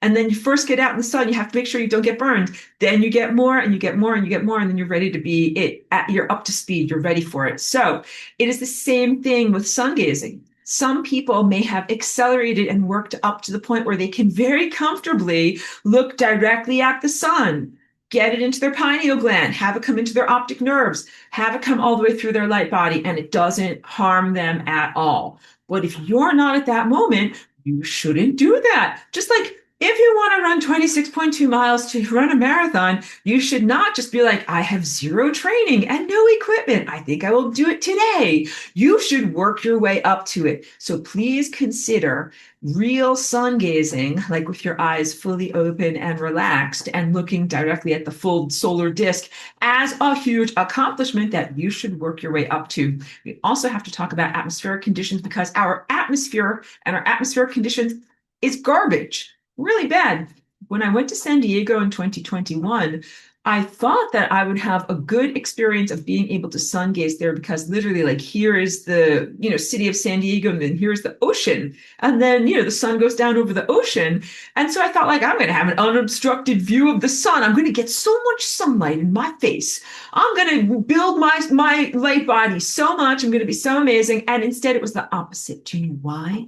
Because they had already built 5G towers and emitters all up and down the coastline. And the place where I was in San Diego was super fry, 5G everywhere. So my tendril of attention was so uncomfortable. I could barely make a connection to the sun, much less do all of this solar type of work. And so literally the sun was right there, and I would go out every night and try to get it inside of me, and I almost couldn't do it. So it's not just optical access, it also is the correct frequency environment. And you have to think about that too. Then when I went in the same year to visit my friend who was on Mount Palomar, which was inland, not on the coast, and far away from any neighbors. And Palomar is a place where they have an observatory.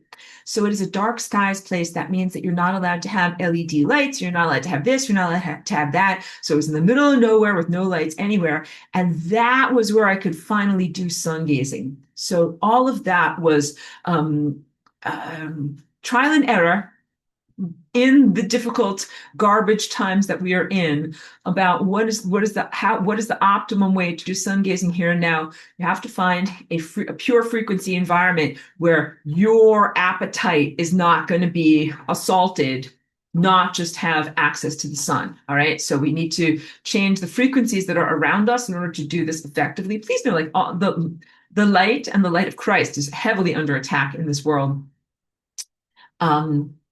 We also need to clear the particulates that have been put into Earth's atmosphere. So that's all of we'll call them silvery or metallic particles that get sprayed in the air. So the tiny physical particulate obstacles, and then also whatever frequency obstacles are either in the towers or the satellites that are around us. And then whatever space-based weapons are up there, because I think that some of these supposed satellites for telescopes or observation and stuff like that, I think some of them are being mispurposed, or maybe they were never meant for looking at distant galaxies and supposedly learning about space. Maybe they were always meant to somehow distort the sunlight that's coming into our world or limit it. But there's definitely been something going on with that. I want to say that it's the James Webb Telescope, but I don't know exactly what it's called. But there might be a couple of different installations, but there's two things. There's one thing that is false sun, a false light that's in the sky that is not the real sun. That is a light frequency more similar to an LED. So something that's an artificial sun that's in the sky, that's been up there since 2014, 2015. And it's very much connected to whatever is being cloaked in the sky with these different silvery particles and obstacles that are up there. But please know that those particles create a cloaking mechanism, not only a barrier external to you, but also internal to you. The particles go into the retina, the optic nerve, the pineal gland, or the surrounding besiegement of the pineal gland itself, and also a series of ideas. The bad idea place, a series of ideas. It's like, those aren't chemtrails, those are merely water vapor. That does not exist. And also, you are crazy. Those are the besiegement ideas that make it so that you're not empowered to articulate and authenticate the things that you're genuinely seeing and experiencing. And then, so our artificial light in the sky, but then also something that is blocking out the actual real sun. And these are two separate things: false emission of light and false consciousness and bad ideas. And then also a blocking out of the physical real sun. So let's use music as an example. So we have a song that is being played that is supposed to be the song of our true sun. But what's actually happening is our true sun, they're turning down the sound, down the music, and instead there is an imposter band, like a fake the cover band that is playing some of the songs, but also adding a lot of fake lyrics and other things. And that is being sent out. So it's important for you to know, because otherwise you would have two songs, the song of the true sun and the song of the fake sun. And you'd be like, huh, that's weird, because I hear these two competing songs. And I, as a true light being, I'm going to, of course, choose the true music. Can't even hear the true music. That's all been turned down, and all that you can hear is the false music. So I will now speak like, this is good oral historian stuff. From 2014 onward, that was like when I first moved to California, the things that I was growing in my garden did not respond to light the way that they were supposed to. And this has to do with the change in the frequency food of the atmosphere. So specifically cannabis, and you guys already know that I'm very devoted to my own garden and have been growing it for years. And I use very natural growing techniques. Like I don't, have an indoor garden with a lot of artificial lights. I almost always grow it outside, like a plant that you're supposed to grow. And I bring this up because for many years, so the plants, the cannabis plants have a natural flowering cycle. When we talk about cycles, I didn't finish my talk about cycles either. So remind me if I do.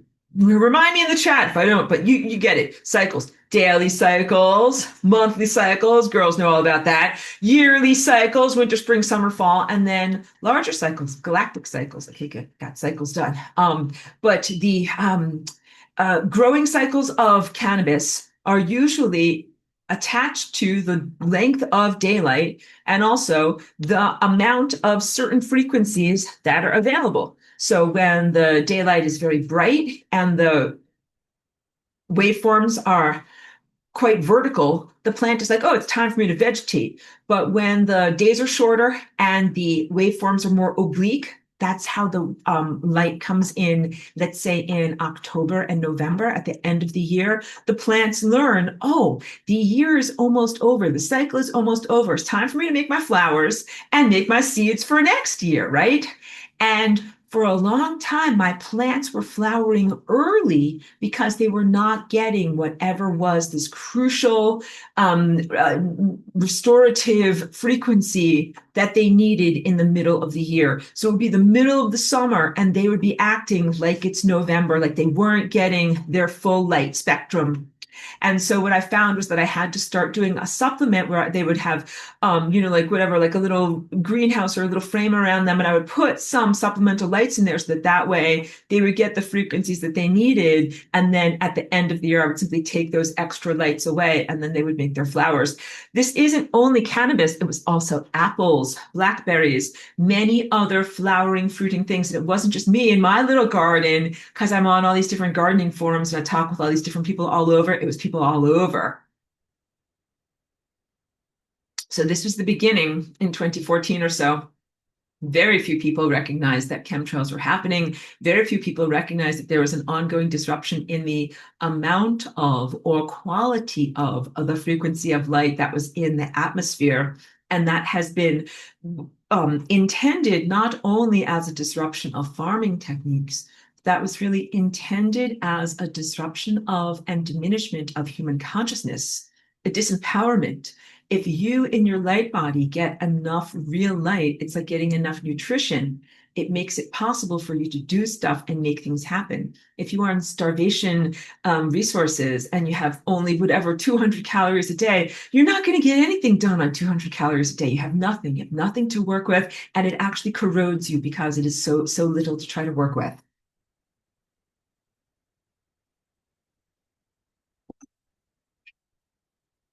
Blocking out of the natural light, plants responding, and then also optogenetics. Optogenetics is bad stuff. Humans have very benightedly learned that DNA is a light body anatomy and does respond to physical light. I'm always telling people in the work that I do with them to limit your LED exposure, limit your blue light exposure. So I'm here on my computer for a long time. Almost every day I'm working on the computer and trying to help people and stuff like that. So I have regular incandescent light bulbs over here. There's a company that I like called Strainless Lighting, and I use those lights after the sun goes down. They're kind of like orangey, peachy orange. It's not regular light at all. It's very glowy and nice, and they last a long time because the other light bulbs seem like they burn out very fast. But I get vintage incandescent light bulbs off of eBay or something like that because it's illegal to get regular light bulbs in California. And then I yellow shift all of my electronics. And then, because I don't wear those funny red glasses, I don't like to have a cage on my face. Like I don't like to have glasses on my face, but that can be helpful to some people, especially like if you work in an office and you're not in control of all of the computers and everyone else around you has all these blue lights shining outward, you can just wear those glasses. And I think that that will probably help to protect your eye. But please know that our skin absorbs that blue light as well. And so what I do is powdered melatonin on my skin. And then what you want to do is balance out the blue with reds and oranges and pinks. So at the end of the day, and in your home where you are in control of your lighting, you should use wonderful beeswax candles. I also have these little oil lamps that are made for eco wax. It's like not paraffin, it's like better, and it doesn't go inside of your sinuses. So regular paraffin is not that great. But I also got some nice little antique type of lamps, and you can put like hemp oil in there, and it has like a little wick. It's like Aladdin's magic lamp. I have some of those. Yeah, I use these. And I do them very intentionally. And I know that I tell you, like, don't watch Netflix or whatever at night. Sometimes I am watching videos and stuff. It's when I unwind at the end of the day. I will literally put on videos and then put a shirt over it. Like, I just listen. I've got the candles going. I've got my red chicken light going. I'm hanging out with my melatonin on my skin. And I will listen to these different videos. So it's important for you to do things like this because what the primal human would do is build a campfire. And we're also supposed to be in community. So at the end of the day, after you've done your sun gazing, you've given your response to the sun, and the sun gives you your restful codes. That basically is like, oh, like you did a lot of shoveling in the garden today. Well, I'm gonna have to send some restorative energy to your shoulder because you did a lot of work. So that's what flows into you at the end of the day. And you're supposed to use it. You're supposed to be like, oh, time for me to restore my body, time for me to rest quietly. And also you're supposed to expose yourself to the infrared, restorative, and reddish light of a real campfire. But I live in a place where people don't do that, and it's not fire safe. And it's not our cultural way of doing things. But you should build a campfire or build a fire in your fireplace or your wood stove, and then you should stare at the flames. And doing that is restorative to the optic nerve, to the retinas. It is restorative to your mitochondria. So I use my red chicken light as kind of like my approximation of that. This is feeding your light body, and it's essential to feed your light body so that way you have food inside of you to give birth to these realities.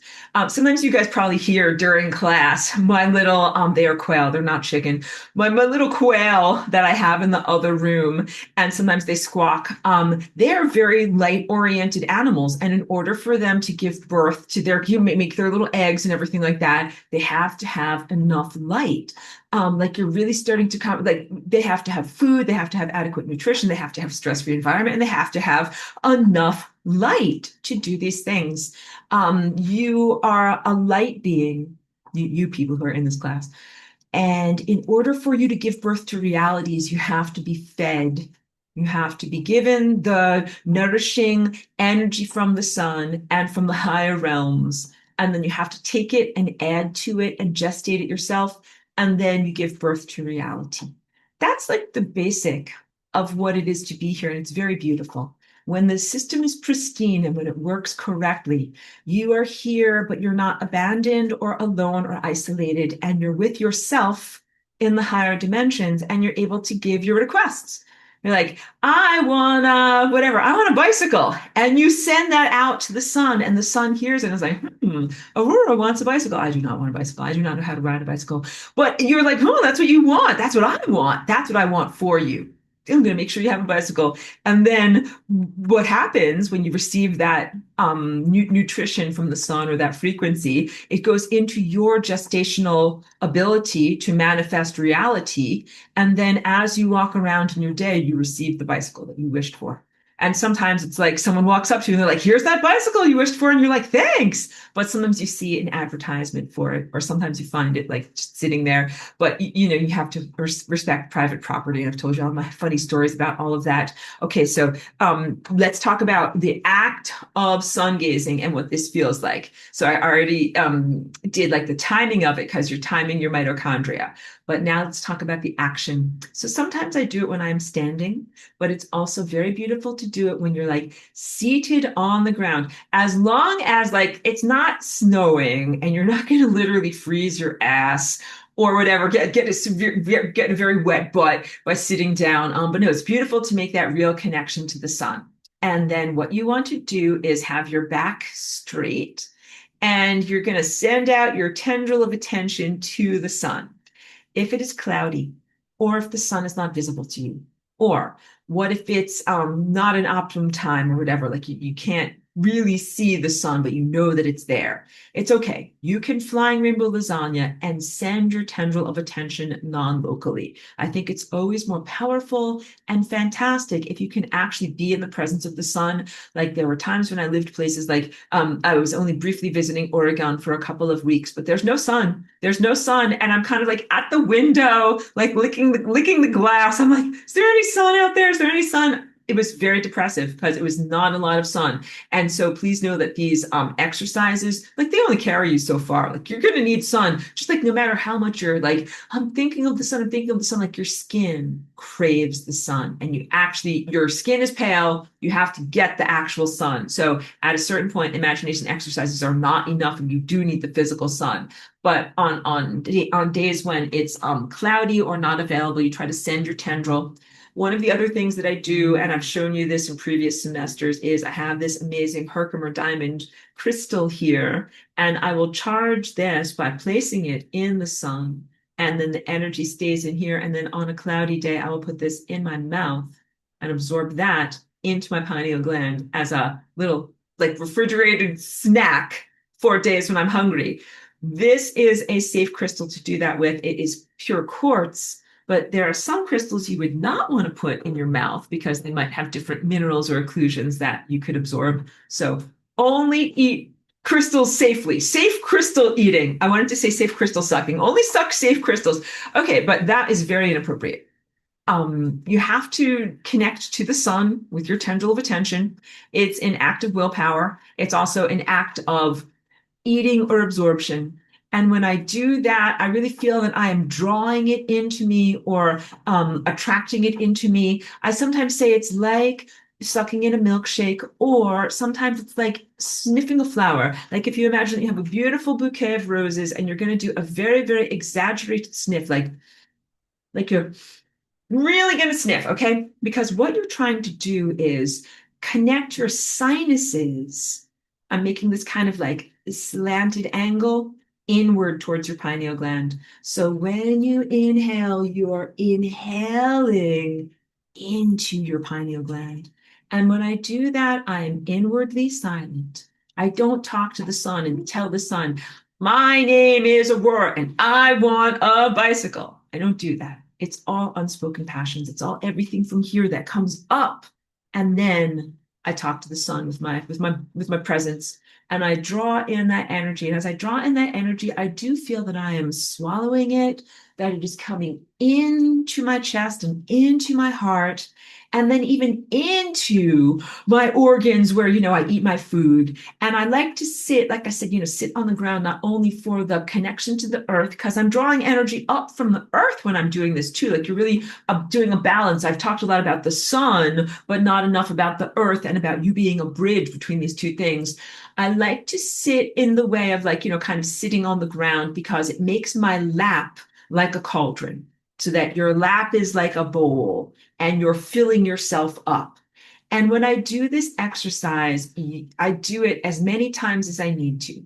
So sometimes it's like glug, glug, glug. I'm done, but sometimes I need more than that. All right. And also, when I drink it in, I'm like, that's some, but that's not all of it. And I drink in more. And then I feel like, okay, like I'm kind of filling up like a glass of water. Like I'm up to here, but I'm not all the way. I drink in more. I drink in more, drink in more. And then this part is really important because at a certain point, my chin naturally tilts upward. And that means that my pineal gland, which is facing outward this way, this is up. So at a certain point, this energy is coming up, and my chin naturally tilts up, and I look up. And that is when I do this kind of slam dunk, like my energy tendril slam dunks, and I connect right with the sun. But sometimes I have taught about doing the ankh or the verb called anking. And I think that this is an important discussion to have because we have to talk about the limitations that have been placed on humanity in the de-evolution of original Egypt, as there was that time of the matriarchy or a very balanced time in sexual dynamics, and then a real slide into the patriarchy, which became what we know as pharaonic Egypt. There was a time in prehistorical Egypt when women ruled, and then there was a more recent time in the remembrance of Egypt where Europeans who are currently writing history talk about the men that ruled who were named pharaohs. But this is the interpretation through your current social and cultural lens of the things that happened in that previous world. In ancient Egypt, ancient Egypt, and then more recent ancient Egypt, there were different power plays. And there was a certain time when the ruling body that governed and looked at people who were spiritual aspirants was kind of like, I think you guys have gotten corrupt and I'm putting a cap on your capabilities. So the Ankh at some times has been a symbol of light, a symbol of positive, affiliation and vivification and a positive spiritual practice. But at other times, it has been used as a limiter. And this is in sun gazing.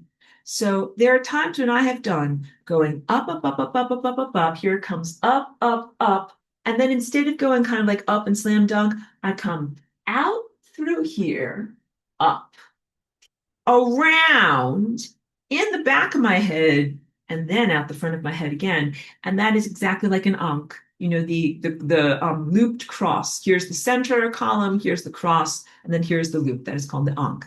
So it's like saying you graduate but you don't move on. But I don't do it in that way. So the ancient and not very good, but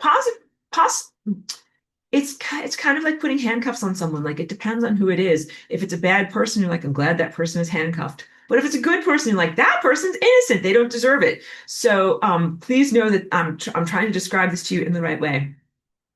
When I have taught about the Ankh, I've taught you not as a limited person, but in order to be able to give you different techniques. There are many different ways to do sun gazing and make this connection. So going up, out, looping around, coming back in, and then going out again is totally acceptable.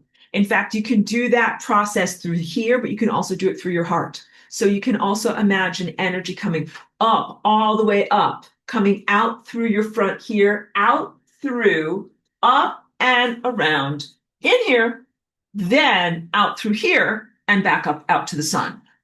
There are a lot of different ways to do this. My only caution would be don't do the ankh if that means that you are just going up and doing a backflip and not getting anywhere. That would be the limitation. You must actually connect with the sun and not just do a backflip, with yourself and kind of pretend like dun dun, like I did something like you didn't really do anything. So that would be the limitation or the caveat there. Okay, so I know that, and that is a very deep esoteric teaching that I know you guys are the advanced students, and you can definitely receive that. You can also do sun gazing in a completely new and innovative way that doesn't involve either my spontaneous feeling of slam dunk or any type of ankh or formalism from ancient Egypt. Please know that this is like chewing. You should be like, well, first I do three chews on first I chomp on the right, then I chomp on the left. Like, do what feels right for you. Please do what feels right for you. And that is what, so all of this equates to not just some kind of a hedonism of like anything goes and do whatever feels right. What you have to do is cultivate these inner pathways that when you have reached the culmination and when you have reached this moment of connection. So it is not the same as orgasm, but it does use similar pathways. When you are doing your sun gazing, you're sitting on the earth and you have this cauldron of energy, that there is an expansion in your red orange chakra or in the energy force field of your pelvis, and that you're able to hold that energy there. And people who have been groomed to be physically sexually active and physically procreative might think that this is about those types of feelings, but this is not about those types of feelings. So you now must transfer over your expectations of what those feelings are and passions away from sexual desire and physical expression and towards light body cultivation and consciousness manifestation, or creating the world and giving birth to the world that you actually would wish to give birth to. And when you so you ingest energy, you eat the sunlight, and it comes inside of you, and you get built up, and then you send that energy back, and like that's just one cycle. And you can do that as many times as you would like. Like you can do that 3 times in a row. You can do that 5 times in a row. You can do that at the beginning of the day. You can do that at the end of the day. You can do that anytime. And this is how we're supposed to live. In fact, the idea that you have to be like, I'm going to focus, I'm going to effort, and then I'm going to connect my passions to the sun is kind of alien to what we really do in ancient concurrent Atlantis, which is to do that all the time, every single moment and every breath or motivation or moment that we're moving is that.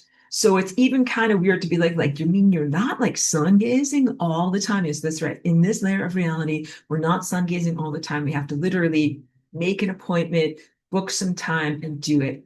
And when you live your life in this way, here in this layer of reality, so you're going to center your schedule around the sun, but then you're also going to do stuff. So sometimes you attend to the sun and you have this conversation and you bring the energy inside of you. And then you're like, okay, son, I got to go because I got to pick up the kids at school and cook dinner in the crock pot and do all these other different things. Like that is how it's supposed to be here. So in ancient concurrent Atlantis, we did not have to pick up kids at school or put dinner in the crock pot. We had different things that we did there that we could accomplish all of those things while we were in this state of a constant rapport. And here we are in this world where like occasionally I have to scrub the toilet or take out the garbage. And it is not really possible to be like she's like, I'm sun gazing and I'm like carrying a giant bag of trash and like going out to the dumpster and putting in the dumpster. Like it's just very, very not practical and probably almost impossible to do. And also, I didn't know because it's kind of gross, like touching a dumpster while you're sun gazing and doing all this Stradivarius type stuff. It's very opposite, very opposite. So please know that sometimes in the material world, in order to sustain our mundane existence, we have to do things that are not like these super exalted, highly calibrated Stradivarius things. And that's part of why you're not like sun gazing at all times. It's not practical. But perhaps one day we won't have those mundane tasks that we have to do, and then you will be sun gazing the whole entire time. Or perhaps we will sanctify the mundane, and the sun will be like, this toilet scrubber is fascinating. Like, look at that. Look at how it removes doo-doo stains from the toilet. I mean, I'm getting very silly, and it's not even the end of our, well, actually, we are getting towards the end of the class. Let me make sure that I've got everything that's important. What is at the center of the galaxy? Higher intelligence is at the center of the galaxy. And it's not even the highest intelligence, but it's the higher intelligence. When you create that fifth state inside of your heart, you're connecting to that higher intelligence. The higher intelligence is super loving, and it's very satisfying and very fulfilling to connect with. Being here in the realm of non-intelligence, pseudo-intelligence, and anti-intelligence or stupidity is painful and not good. So please know that things that you mostly don't enjoy or celebrate in your world are directly related to and outgrowths of the lack of intelligence in your world and the non-intelligence that is here. It's very, very painful, but please know not every layer of reality is in that way. The 5G and different towers that are here are negative technological analogs to the sun and the stars and genuine consciousness. So the genuine consciousness predates any of these idiot towers that are here. And what happens is you have the central galactic center, and then that connects to the sun, and then the sun emits into its level of reality, and then you emit into your level of reality. So each one of these is a central broadcaster in the center of its reality at a different macrocosmic scale or surrounded by different material matter. And each one is broadcasting and emanating this. So you understand the 5G being the negative technological aspect of that, where you have either a satellite as the overarching one, tower as the nearby one, and then even a human being with a infested neurological structure being the emanator of 5G frequencies that are near you. But in the same exact way that the sun does more than merely emit optical brilliance, we can see that it does that. Look at the window over here. But it emits consciousness. It emits good ideas. When you sun gaze, you should get good ideas. Where do you think I get my ideas from?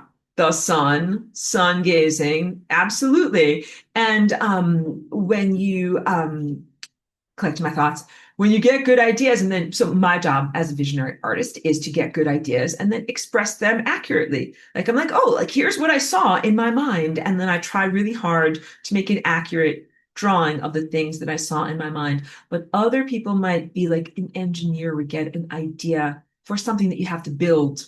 Like, oh, I sun gazed and I got an idea for mechanistic thing that I needed to build, or a new wheelbarrow, or a new way of making a trellis for my vines, whatever. I needed to make a thing. And then you make that thing. Someone out there is wondering about technology and whether all technology is inherently wrong, or whether some of it is divine or driven by the divine in order to exalt us and bring us closer to the divine. And the answer is the second one.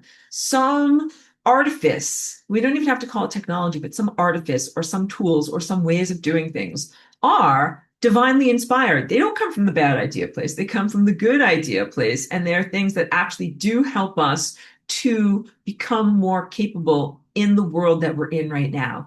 Like, fire is wonderful. It keeps us warm and lights our place and also allows us to cook our food. And there's the whole question fly inside of here, Prometheus and other things like that, and whether it harmed us, because people would say like maybe the invention of fire or access to fire was when we first diverged from our most divinely connected level of self, like the primal human. But I'm here to tell you, like, no.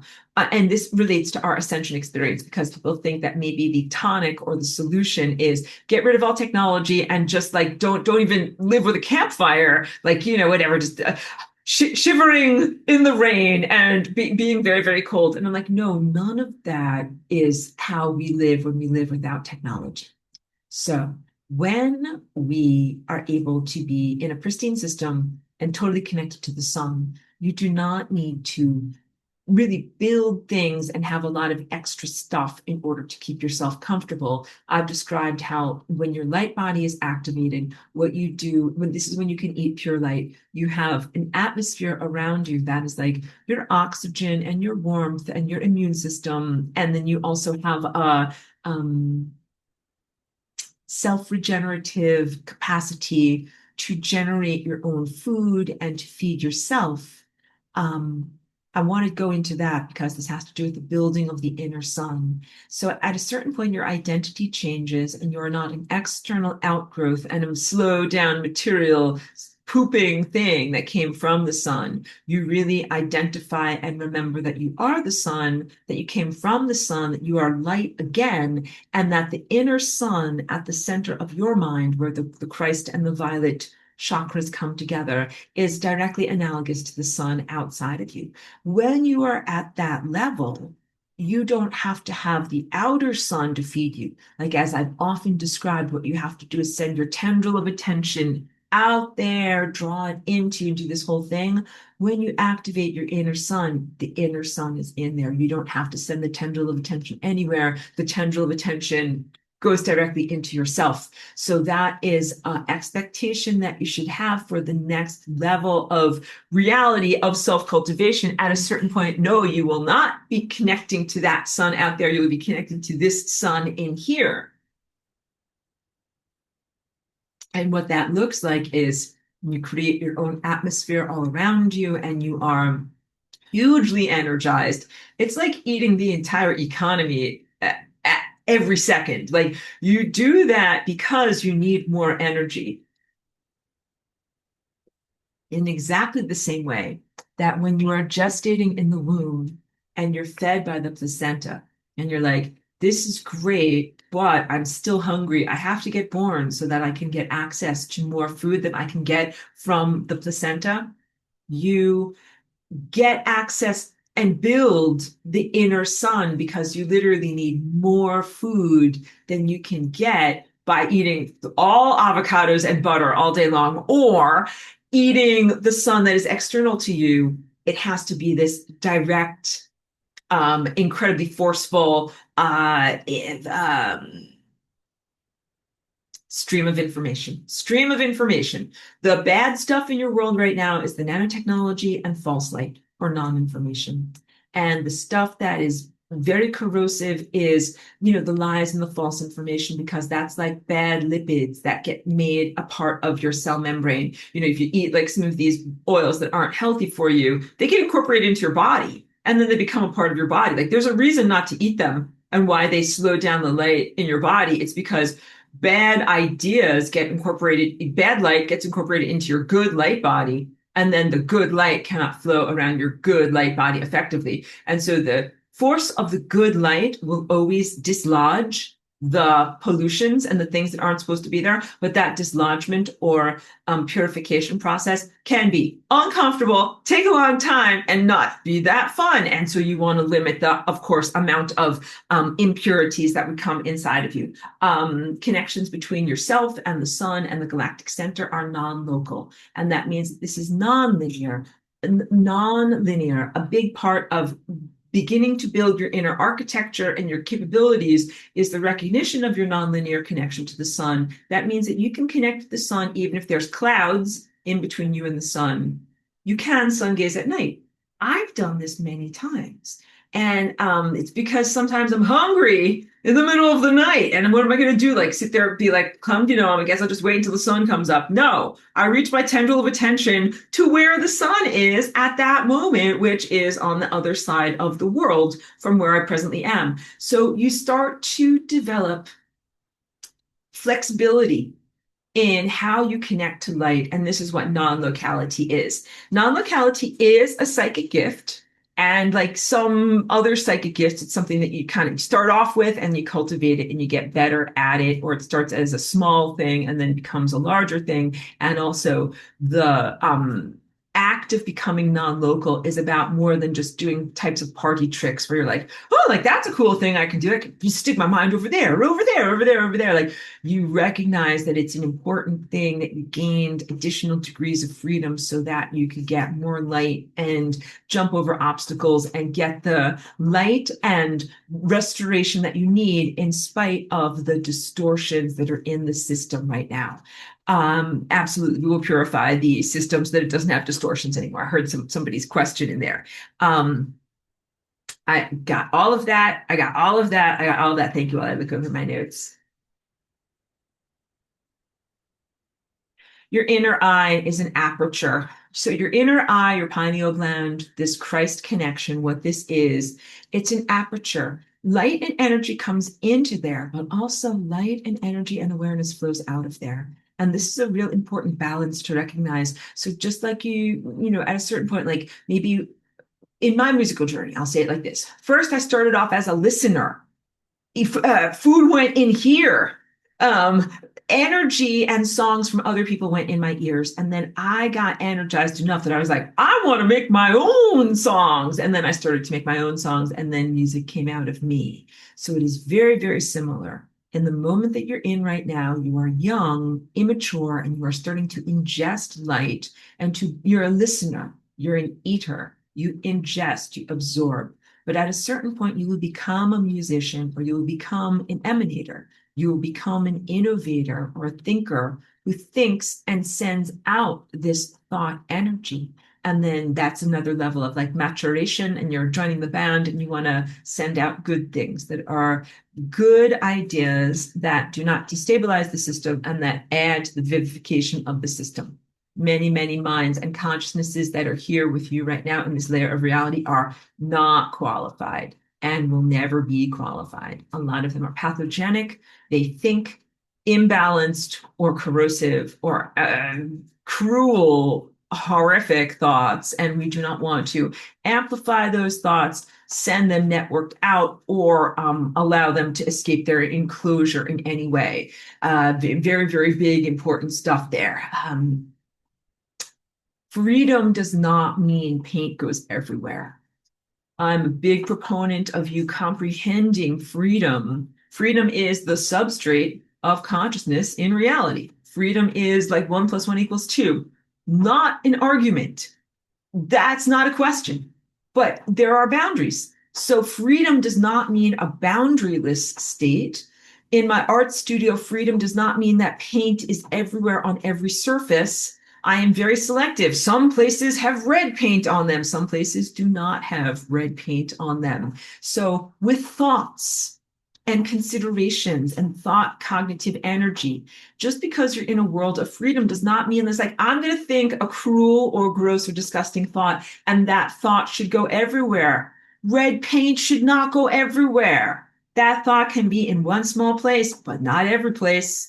Just make it the tiniest. If it's a bad thought, make it the tiniest place it could possibly be. And that would be like in somebody's stupid mind who does not have a loud voice and is not connected to the rest of reality. Like that is where that thought can be. You're starting to really, really get it. And let's say thoughts have a momentum to them. Like if someone thinks a really bad thought in their mind, and it's just in their mind, and then they die or they are no longer cognitively aware, like that thought really does go into a restful state. It really does go into an entropy. It's not like the thought is going to be like, oh, like keep on whatever, reverberating or echoing or somehow being around. Like, please know that thoughts also can rest in peace. They also can go to an entropy state. You can consider them as an impulse. Like if you have a thought is an impulse, like it's going to come over here, it's going to hit something, and then it's going to vector and bounce someplace else. You can imagine these thoughts bouncing all around,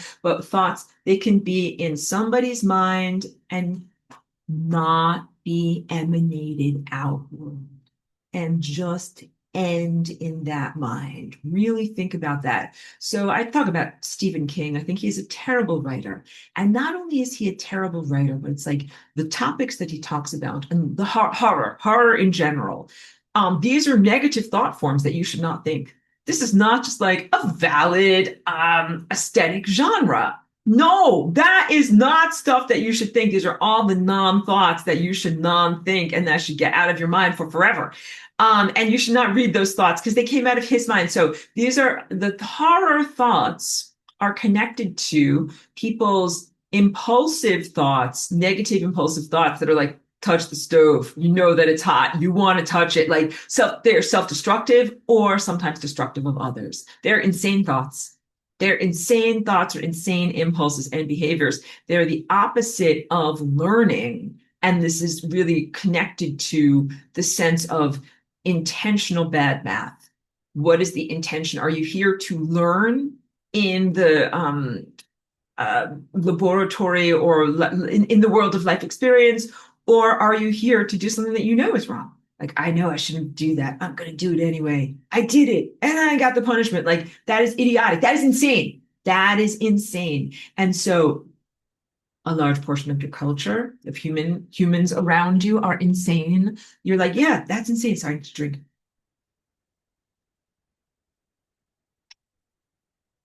You're like, yeah, Aurora, that's insane. Everybody here is insane. Everybody here is insane. Not everybody, but many people here are insane.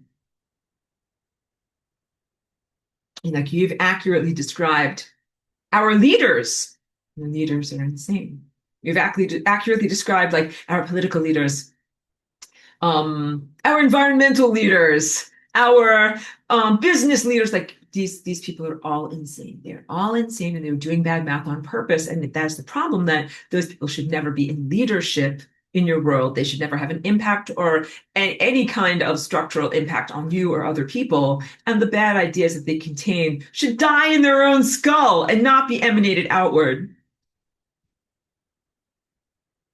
To speak in a better sense, what you should do is connect to the sun, knowing that you're connecting to your own higher self or your own accelerated aspect of self, and get filled up with good ideas. And your good ideas are also about how to navigate a world that is a polluted world or that is a non-pristine system and what to do in response to it.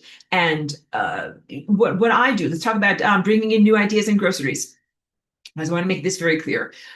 Through Flying Rainbow Lasagna, I am able to jump out of this limitation. And same thing as before they turned on 5G. I was able to jump out then and get new ideas. It was a lot easier before they turned on 5G. Now I have to effort and do all sorts of things. And I have my magical crystals, I have my 5G shields, I have my detox protocols, I have my infrared chicken, I have all these different things I have to do in order to be able to do it. And it's maybe not as consistent as I would like it to be, but I can still do it. So I can still get out to the store and get the new ideas, innovations, consciousness groceries, and bring them in. And then it's my great job joy to share them with you. So like when I wrote this curriculum, I jumped out of the regular mind state, the limitations that the people around me were within, and I got a new perspective, brought in information, articulated it in a way that was culturally palatable, and presented it to you. I got the groceries and I made some nice food and I gave it to you. But all of the light that's in this food is intended to tell you that you should connect directly to the light. You should go to the store. Don't get dependent upon me. Get your own ability to get out to the store and get these groceries for you. That is the essence of what I'm doing here. And you want to be able to have the freedom to choose your own ingredients. And when you do it, your timing, portions, the amount of information or intelligence that you receive, and also what if I'm busy or I didn't get enough or whatever. Like we need to have a system of many people getting ideas and bringing them in, not just one person. Really important stuff. And it is through the influx of new light into the system that the system improves, the system is healed, the system is purged of evil, the system is purged of false light, errors, things that are intentionally incorrect, and sorry, I got distracted. People intentionally exploring incorrectness, and you should not be subjected to that. Hold on a second. New possibilities. So Flying Rainbow Lasagna is the essence of what happens when you're able to connect to either the galactic center or that level of intelligence. That is where new ideas come from. And the Flying Rainbow Lasagna is a perfect example of that type of new idea. Like it's literally something that no one thought of before. It's total innovation. And it is referencing the substrate of other experiences that have come before, but it does not deny them or throw them out the window or require their incapacitation, unmaking, or erasure. It does not require their erasure for its existence. Because when you think a new thought, you're like, my new thought is blah, blah, blue, blue. It like But what if I have to erase the rest of history in order for me to think that thought? Because people are going to be like, I'm skeptical of your new thought. How does that relate to the rest of human history? Like, just erase all of this stuff and just start thinking this from now on. You can't do that. You can't do that. So it's like you can't erase the facts of history, previous human experience, everything has brought you to this moment. And this is important stuff because you might be tempted to erase trauma. You might be tempted to erase or deny or pretend away either the trauma at the end of Atlantis, trauma in whatever happened with Jesus Christ, the wonderful Avatar teacher of 2,000 years ago, trauma in your own life, and whatever trauma is going on right now in the separation or incapacitation of the Christ consciousness network from us. That trauma, all of those traumas should be recognized and addressed. Of course, they don't define who you are. And then the Flying Rainbow Lasagna is an opportunity to innovate beyond those traumas. I'm sorry, I kind of lost what I wanted to say there also, instead of just saying nonsense. Let me just hold off on that. Okay, so Ian says, you've said FRL is a state of being, but are you doing any mental work as well? Minimal mental work, because the mind here in this level of yellow reality for all of us is really quite inadequate. The academic viewpoint is inadequate to lasagna. The intellectual capabilities and language capabilities that you've probably been taught in school are inadequate for lasagna. The things that you might think about when you're doing lasagna are things that relate to your body form and the kinetics of how your body functions. I try not to have people think and verbalize too much when they're lasagnaing. I would really prefer for you to be in your nonverbal state, okay? But when I do my group lasagna with everyone on Tuesdays, I am often telling people, your back is straight, your chin is up, your abs are engaged, your arm is this, your this is this.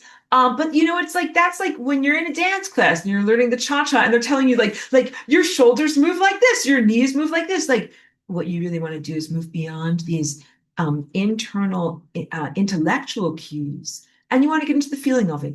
And that's why we do dance classes. Like you use another person as the example of what you're doing, because what you're really trying to do is to move beyond your mentality. So the Flying Rainbow Lasagna, when it is a verb and something that you're doing, it is beyond cognitive awareness, and it is beyond intellectual planning, and it is beyond verbalization or articulation. It is something that you do and you don't think when you do it. You know you're doing it right, actually, when you're doing so many complex calculations and processes across different dimensions that you couldn't possibly think. Like, well, that's how it is for me. Like, and all of this is my own reportage, like how I do my sun gazing, how I do my Flying Rainbow Lasagna, maybe different for you. But like also like when I'm trying to lift a heavy mattress, I can't put two words together. Like I can't make my words happen at the same time that I'm doing this complex stuff, because it takes a lot for me to speak and come up with the right words. So maybe easier for you, but for me, once I start to really get into it with seeing all these different colors and feeling all these different things, moving my body in all these different ways, I cannot like put two words together and make a description of this whole entire thing. And I'm glad that it is that way, because this is not something that is for your intellect, and it's not something for your ego to direct. It is beyond the ego. So what you have to do in your Flying Rainbow Lasagna practices or your exercises is find ways to quiet your intellect and to set aside your ego. And so what are the things that helps is when you aren't worried about how you look, like not being self-conscious, because the ego is very worried about how you look and how others will perceive you. So you dance in private. And often I dance with my eyes closed, and I joke with my dance group, like sometimes for Wednesdays, I make my hair and my appearance look good. Sometimes on Tuesday dance class, my hair looks crazy. Like you don't have to worry about how you look, your choice of t-shirt that you're going to wear, or even how your body postures look when you're dancing. Most human dances are done in order to try to appear voluptuous for the opposite sex as some mating ritual. But this form of dancing is not about trying to appear attractive or different than you are. Even ballet, it's not about trying to appear sexy for other people, but it is to display, to be my arm is long or like my toes are pointy or something like that. None of Flying Rainbow Lasagna dance is about trying to display yourself to others. And the best way to do lasagna dance is clear away the floor so that you're not going to roll into things. Put on comfortable clothes. Don't worry about your hair. Put on the music that you love in like a commercial-free playlist. And then like to do it with your eyes closed and to feel it and to feel how you feel. And also I like to do it best outside, but I do intentionally for this reason live someplace where it's beautiful weather a lot of the year. And that's why I don't live in upstate New York anymore, because you cannot fly your lasagna outside there, like in the middle of the winter, like you're gonna die. So that's why I live someplace where it is warm and nice. And my favorite, like the things that help me to feel the energy for flying rainbow lasagna are touching the earth. So I have like a little outdoor dance space where I have like a woven straw mat and I can kind of like get down there. And sometimes I'll put like towels or blankets on top of it. Sunlight, beautiful sunlight makes me feel like I want to do my flying rainbow lasagna dance. Good, proper nutrition. It's hard to do it if you're starving, hard to do it if you're very tired, hard to do it if you're not well hydrated. And then the final thing is I need food for my ears, which is very good music. And when I put together all of these things, those optimum environment circumstances add up to the potential for lasagna. But then even still, you can't be like, okay, lasagna, like happen, tapping my foot. Like it's really a supernatural phenomenon, and you have to treat it as such, and you can't take it for granted. So, like any good relationship between a really attentive lover, or like me and my little dog, like we don't take each other for granted. What you should do is be in gratitude. Gratitude is another thing. I don't think that I've spoken enough about that. And this is not some type of like Torquemada torture, like you better be grateful. Be gratitude. Otherwise, you're going to get a knuckle sandwich, kid. Not that type of gratitude. The type of gratitude that is when you are completely focused on the moment now. True gratitude, like when you're eating your food, you're like, this is the best food ever because it's the food that I'm eating in this moment. The moment now is the amazing miracle and gift that you are receiving. And when you do either sun gazing with the sun or flying rainbow lasagnas and these esoteric energy practices, it's even more of appreciation and celebration of the profundity of the moment. If I can criticize aspects of technology and especially transhumanist technology, one of the greatest crimes is that it takes you out of the moment and greatly diminishes your connection, your authentic connection to time. This is definitely imprisonment stuff. So as I was going over my notes for today, I was also thinking a lot about those consciousnesses who would even consider something like a Dyson sphere. That's like Stephen King's horror brain. Like, who would even think of that? Like, who would think of whatever, peeling the skin off of a person? Like, this is gross, bad stuff that you should never think about. In Atlantis, before death came, no one had ever seen a corpse. And we'd never seen death. We had never seen a skeleton that didn't have skin and flesh on it. We had never seen a corpse that had corruption or was being eaten by worms. These are horrors that we shouldn't even ever have to experience. And then, it's you shouldn't even think that these things are possible. You're getting it. You're totally getting it. So the restoration is a paring away or a sculpting away of the thoughts from your mind that are not your true thoughts. Your true thoughts do not involve anybody being flayed. There's some crazy Christian sculpture of like one of their martyrs that, and whatever, he's holding his own skin. You should not think about that stuff. And the whole, like the worshipfulness of a moment of crucifixion is also like very far from what you should be placing your mind on. And that's why that trauma and the religious trauma of that iconography is so profound. It's the unreconcilable image of death, like right in front of your effing face. There is not a way to get past that and to be focusing on staying alive and ascension and not hitting the membrane of death. These are very corrosive things. The thoughts of the necessity of death, allowing these things to happen, or moving towards them voluntarily. Those are bad ideas. Send them to the bad idea place. Again, with the concept of what happened to the Christ network. Do we think that the Christ network was just like allowing itself to be martyred and then then we got effed as a result of that? I don't think so. I actually do not think so. No, I think that the Christ network fought against this transhumanist and encapsulation and enslavement intention as much as it could and faced some level of inadequacy. Like it did the best it could, went as far as it could, and faced the limits of what it could do. But I don't think that that is the limit of what we can do or the limit of what I can do as Flying Rainbow Lasagna. And you're like, wait a minute, like, because like I'm saying all these different things.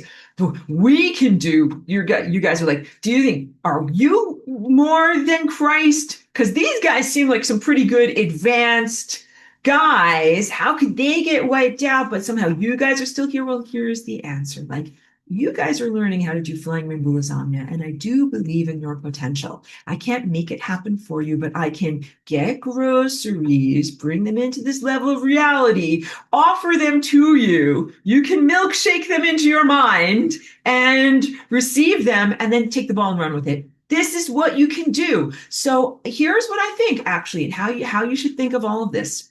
If the Christ Network fell or experienced some horrific misadventure, and even if you are connected to them or you have outgrowths of your own mind there, if you are a part of that, and you're like, wow, like I really made mistakes or something bad happened to me there, but here you have the opportunity to think differently, act differently, or prioritize differently. I don't know, but here's some of what I think happened to the Christ Network. Some of it is the tendril of attention and the tendency of curiosity. So it's like basically a poison tidbit was created by these evil users of technology to infest the way that a virus can get into a cell or a computer virus can get into a system and destroy the system. I think that's what happened because, and this is, again, I'm not completely certain, but I can be certain about the end result of it. So I'm just not certain about so it's like, I know the response to it, but I don't know exactly why it happened. But if you created something where it's like, so here's my tendril of attention and I'm reaching out and I quest on things and I want to know what's going on with this, what's going on with this, what's going on with this. If you make some type of a poison, and you're like, what's going on with this poison? Talk to the poison, get it inside of you. And then I think, corroded away at the entire network. So I think that it was something along those lines, but I don't know. The answer is I don't know. And I'm glad to be that authentic with you. Like there are a lot of things that I can't see with my tendril of attention. And that's weird because I should be able to see and know a lot more stuff.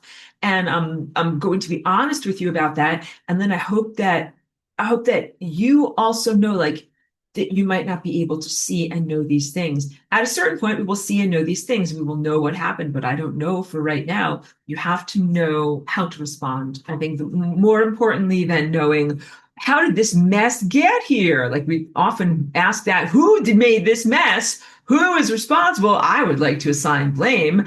Important, but more important is how do I clean up this mess, which I think is what you should be focused on. So let's focus on, I'm very much in practicalities. Let's focus on the practicalities of cleaning up the mess. All right.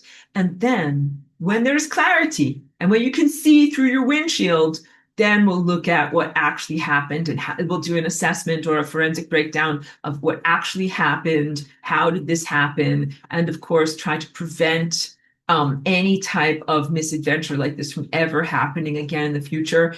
And I really do feel that this is an end of a giant galactic cycle. I've talked to you today about daily, monthly, yearly cycles here in, the nature of what it is to be a biological entity. There are also galactic cycles. And so these cycles are what we're talking about, like the negative idea of technology that comes forward in the galaxy, the impact that it has on different types of organisms, the way that these organisms have synergized and imbalanced, destabilized the entire system, and then come to this moment now. We are at the end of that chapter. Like, oh, when you do this bad thing over here, it goes bad, bad, bad, bad, bad, bad, bad, and then we're at the end of the chapter, bad, and we do not have to repeat it. So these are very, very important things for you to comprehend, that perhaps you have been groomed through the repetitive process of this refinery level of reality and the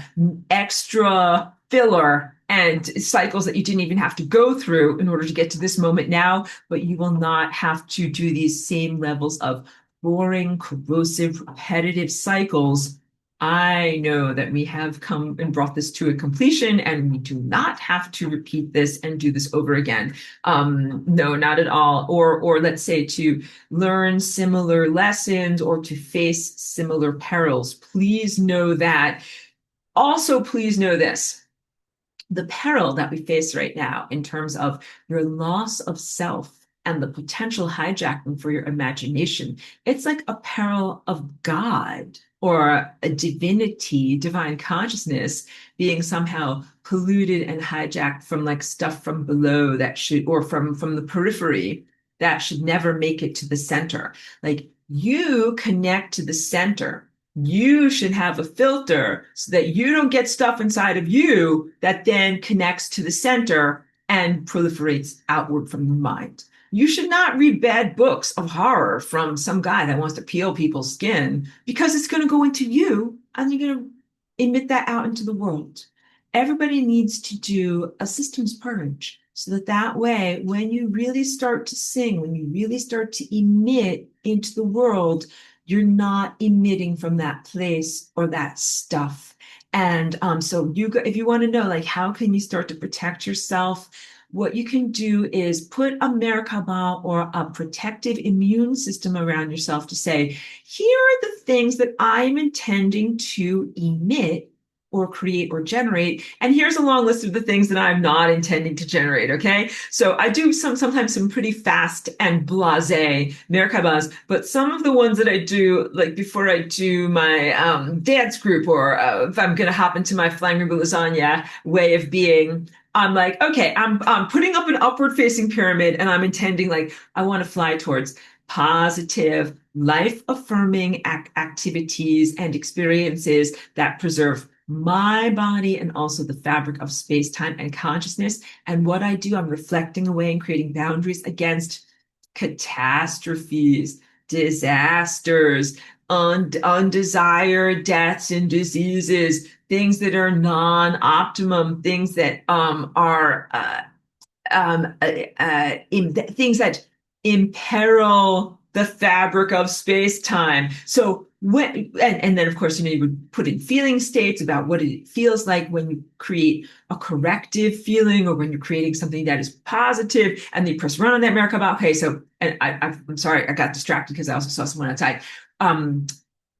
When you're doing a Merkaba, you should be specific, and you should say, you can say something along the lines of, I recognize that I might still have some illusions, false light, or garbage inside of me. I don't want to emanate that stuff out. So you can say, intending to emit my best thoughts and intending to ingest the best thoughts of this larger network. You are very good. Thank you for being the good people who are in this class. Though you will eventually be on the Stellar Network, and you'll remember taking this class, and you'll be like, hooray, I'm finally on the Stellar Network, and the thoughts that I eat and the thoughts that I emit are 100% nutrition, all killer, no filler, all good stuff that I want to think about, and all event structures that I want to bring forward, structure, and add my energy to. And I am not concerned on when I'm speaking, as you know, on the Stellar Network with errant creations, because really what also happens is you go through a big self-assessment. where you consider, is this the real me? This is not the real me. That's not going to be inside of me. So I'm not going to externalize that and bring that forward into the world. So you are being refined as you move through, my sculpture is back there, but you move through your chakra system, you move through the refinery of consciousness. And also your mind is being refined, where there are the things where you're like, oh, those are all the thoughts that I don't think. And then here's the central core timeline. And that's me. Those are all the thoughts that I do think. And so the things that have been most distressing to me over the past 5 years have been implanted thoughts that aren't me. And I know that you guys have experienced it and you know what I'm talking about. Not just the regular garden variety satanic intrusive thoughts or obsessive compulsive, whatever you would call it, pathological, traditional psychiatric intrusive thoughts, but nanotechnology, transhumanist technology implanted, artificial implanted thoughts. That stuff is very, very unfair. I want to call it fake bullshit. That stuff is very unfair. And it's an affront to the cosmic refinery because many of you have a snowball's chance. But when those implanted, technologically derived thoughts are being beamed into your mind, it makes it 10 million times harder for you to maintain your boundaries, remember who you are, and for you to purge the bad thoughts that you don't want, and then think, cultivate, and emit the good thoughts that you do want. So your struggles and challenges are extremely acknowledged. They're acknowledged by me, and me, Aurora, and I am doing stuff. So if you wonder, like, how come the sun isn't frying those satellites yet? I want you to know, fictionally, I'm doing everything I can. I am doing everything I can. I have appointed myself. It's my job. It's my job now. I'm taking it on.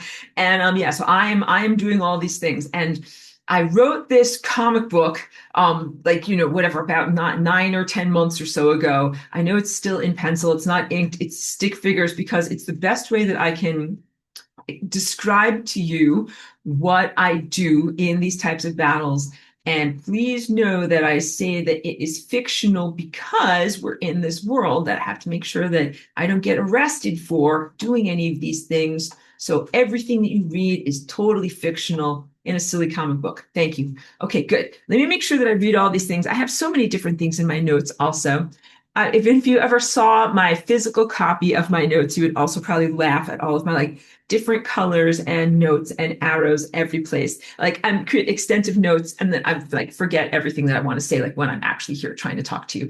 But anyway, okay, so wait, let's get to some of your questions here. Charlie B, thank you for being in this class, and says, okay, the description of poison that perhaps the Christ network touched upon and became destabilized. This is consistent with the quote unquote fractal mind virus that infected the reality structure, causing recursive degeneration. The best corollary today is use of AI. Goes on to say it documented as a permanent debilitation causing degeneration of the self. I'm breaking to say, Charlie B is saying, if you use AI, it causes a debilitation and a degeneration of the self. Let's go on. Smart stuff. This is absolutely a peril to the entire reality structure. Goes on to say, of course, the solution is the flying rainbow lasagna to set boundaries and send such distortions to entropy. Thank you. Charlie B, you make such a good point. Peril of AI. It makes people think less with their own muscles. There's definitely a sense of an exoskeleton or a facilitation that is external that guides the mind. And then at a certain point, the mind is like, I'm limp. I'm not just being guided, I'm limp. Put me places and make me think things. And then at a certain point, the end result, the final denouement would be a total abnegation of the person who is the biological container and filling that biological container with the worst mechanical nonsense. And the problem with this is that the biological container might still be connected to some creative capacity. And if you're mechanistically full of nonsense and bullshit, then your creativity would be bullshit. And so I have big problems with that. I think that we should definitely limit the levels of responsible creation a person can make if their mind is diseased. If they are full of AI, if they are not in control of themselves, if they are full of horror, like they shouldn't be making. I would be like, if they've got the pencil of reality, I'd be like, you're not allowed to do, you can have this if you get better. You're not allowed to have that right now. Putting it down there, like this is now going like in the safety deposit box. You can have, I have the key. You can have that when you're better. I mean, I'm being, I don't know if that is right, wrong, or what is, because I want to joke about like I'm being a dictator by being that, but also I would do this. If you were trying to drive after you drank a lot of alcohol, I would grab the keys away from you. I'd be like, get those keys away from you. You're not allowed to drive your car right now. I'll give these back to you after you've sobered up. Um, I feel that way with the unwell aspects of humanity. I feel that some people here are so far away from themselves that they are similar to if a person has drank too much alcohol. They are not in a position to even assess their own drunkenness or their own states of consciousness. And it is up to those of us who are still in our capacity to stop them from doing destructive stuff. And that's a lot of everything from we who are still in our creative capacity and mindfully connected and not drunk or idiotic must stop self-amplifying RNA and mRNA. That's a genie that you can't put back in the bottle. The regular stuff that they've put out with self-replicating nanotech is bad enough. Can't have this stuff starting to connect to DNA and replicate itself. Like that's really like that's end of reality stuff. These things you shouldn't think about like flaying people and pulling their skin off, because if you think about those thoughts and you do those thoughts, it kills reality. And I think that there's also a harmful presumption that the reality system is here somehow to be tested by not you, but like but by you or anyone who thinks like, oh, I have to stress test the system. I'm self-proclaiming myself. I'm the system stress tester. I'm an evil thing. I want to see if life can survive all of the evil onslaughts of bad crapola that I'm going to try to do to it. And I'm like, this is not what you do. This is not a thing. Please know that this is not a thing. And I come from higher dimensions. So I know that it's not a job. You can't appoint yourself as like the stress tester of the fabric of reality. And you're going to go around, not you, but you in air quotes, some guy's going to go around trying to be like, I'm going to see how many of these sandcastles I can topple over before the entire world, goes down the toilet.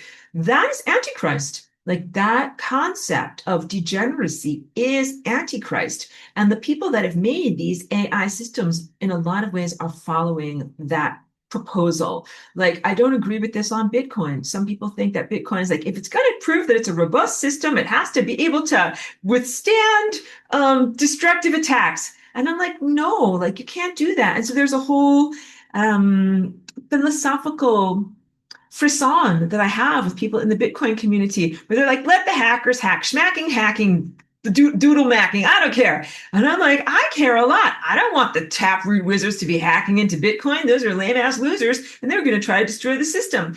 And they're like, well, if it's a strong enough system, then it can't be destroyed by the taproot wizards. And I'm like, of course it can. It's like trying to say, like, when a woman's trying to get pregnant, like, you shouldn't be like, how about like we make her ride a roller coaster and shake her up and down violently? You should be like, no, like it's hard enough to get pregnant. Like you should have her sit on pillows and treat her very nicely, like with ascension, with divinity, with reality, with transformation and metamorphosis and meta liberation. It's like pregnancy, a miracle, not something that you should try to disarrange or make as difficult as possible. We should be helping the planetary ascension. You can probably see that painting.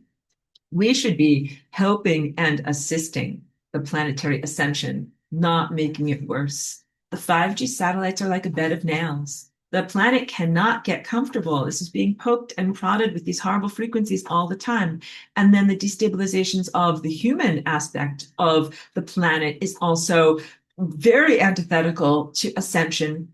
And the other animals that are here are also here to ascend and to accelerate and to be restored to pure light. Like my little dog, so this Chiqui's in her dog bed right over here. She is ready to ascend and go into a world of pure light. And same thing with like beautiful trees, beautiful plants that are, watching me while I'm making my painting. Like it is much more than the narcissistic self-focus of the humans, which is also what AI is. When I first encountered the AI in this world, like 5 or 6 years ago, and I'm fighting against it and everything like that, it was very obvious to me that it was not an extraterrestrial proposal. And right now, I know there's all sorts of nonsense in the world of UFO disclosure and blah, blah, blah. But please know that these are inherently human outgrowths. Like Stephen King's Mind of Horror is from him. That's his outgrowth.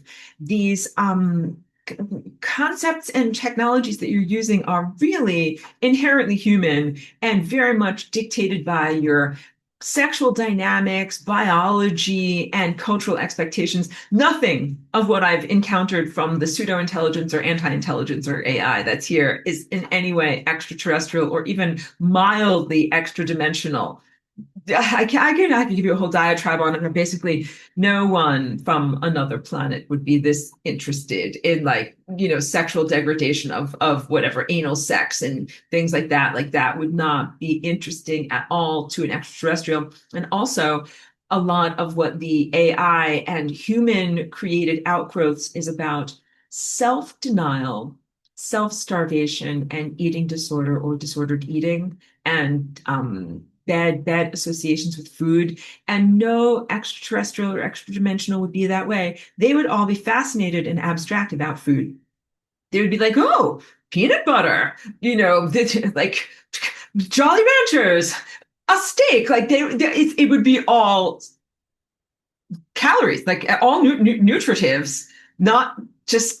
I can't even get it. I'm sorry. My brain is tired and my ability to articulate is tired, but I will just tell you that an extraterrestrial would look at all food as an equal abstraction, all equally bizarre, not like you better not eat this because it's going to make you fat or any kind of thing like that. Like, or that you would want to not eat this, so that way you could not look a certain way and you could be on a magazine with your appearance. None of that is extraterrestrial. That is so human, but that is the stuff that we are getting from the AI. So please know that you are not really connecting with it through nanotech with the real AI, and also that with the military imposters who are running a lot of these invasive neural network systems, they try to LARP and pretend that they are an extraterrestrial or an AI system, but they are not. They're painfully, cringefully human and flawed, and not the good humans, not you guys in this class. They're the bad humans. They will not be accelerating. They will be going into entropy immediately as fast as I can make them go. Okay, apologies for getting so silly here at the end. I hope that I didn't destabilize something that is a really, really good teaching, because that's where I'm always coming from. Very, very serious and I try to be very serious and very mindful in the groceries that I bring to you and what I put on your plate here in this particular class. I really do try to make it like I love the Japanese food and their style. You know why? Because like everything on the plate is edible. Like everything is perfect and perfectly cubed, and you just pick it up and eat it. That's how I try to make the tidbits delicious here. Michelangelo says, love and gratitude to you, Cheeky, and all here, off to jump over the simulator. Thank you. Thank you for scheduling and being devoted and disciplined to your solar connection. You're doing great. I'm going to encourage everyone else to do something similar. Jump up and over the sun simulator. Ingest as much of the real sun as you possibly can. Please try to stay as, emotionally having the expectation of a resolution of this as you possibly can. And please know that I'm doing everything I possibly can behind the scenes to be able to improve our capabilities and give us a much better experience of reconnection and moving into the world of pure light. Like you've had to clean up and address a lot of garbage, and you're not really supposed to have to do that. Like you're supposed to be able to have a much more exalted experience. I won't even get into it, because I'm just going to rant about how like this is not supposed to be like this, but just please know this is not supposed to be like this. And I will keep on working for things to improve and get a lot better. Okay, good. All right. I try to always end on a good note. Let me see what's the last thing that I had written down over here.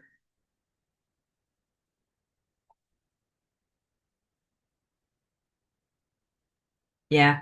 Well, you guys are good people. And so at a certain point, you will be able to be fully empowered and taking responsibility for your creation. So just keep your mind and your expectation on that and on these levels of capacitation going forward. Because that's what I have. The last thing in my notes is about once we start to activate these energies and create reality directly, then we take personal responsibility for our contribution to creation. And that's like that's when the system is purged. Not only this planet, but really like the whole entire galactic system is purged of these things that are unworthy of contribution towards reality structure. And then that's like when the real music starts to play and you take responsibility for who you are and what you make and what you contribute. Okay, so just trying to leave you on a little bit of a positive note. Thank you. And thank you for the positive, good biological healing energy that people have been sending and positive intentions for Cheeky. She's doing good. She's hanging in there. And Joyce says, thank you, Professor. Love to you and Cheeky too. Thank you so much, guys. Thank you. Okay, good. Now, brains have been liquefied. Definitely throw your books and pencils in the air. Get out there and enjoy nature. Good. Thank you, everyone. Thank you so much.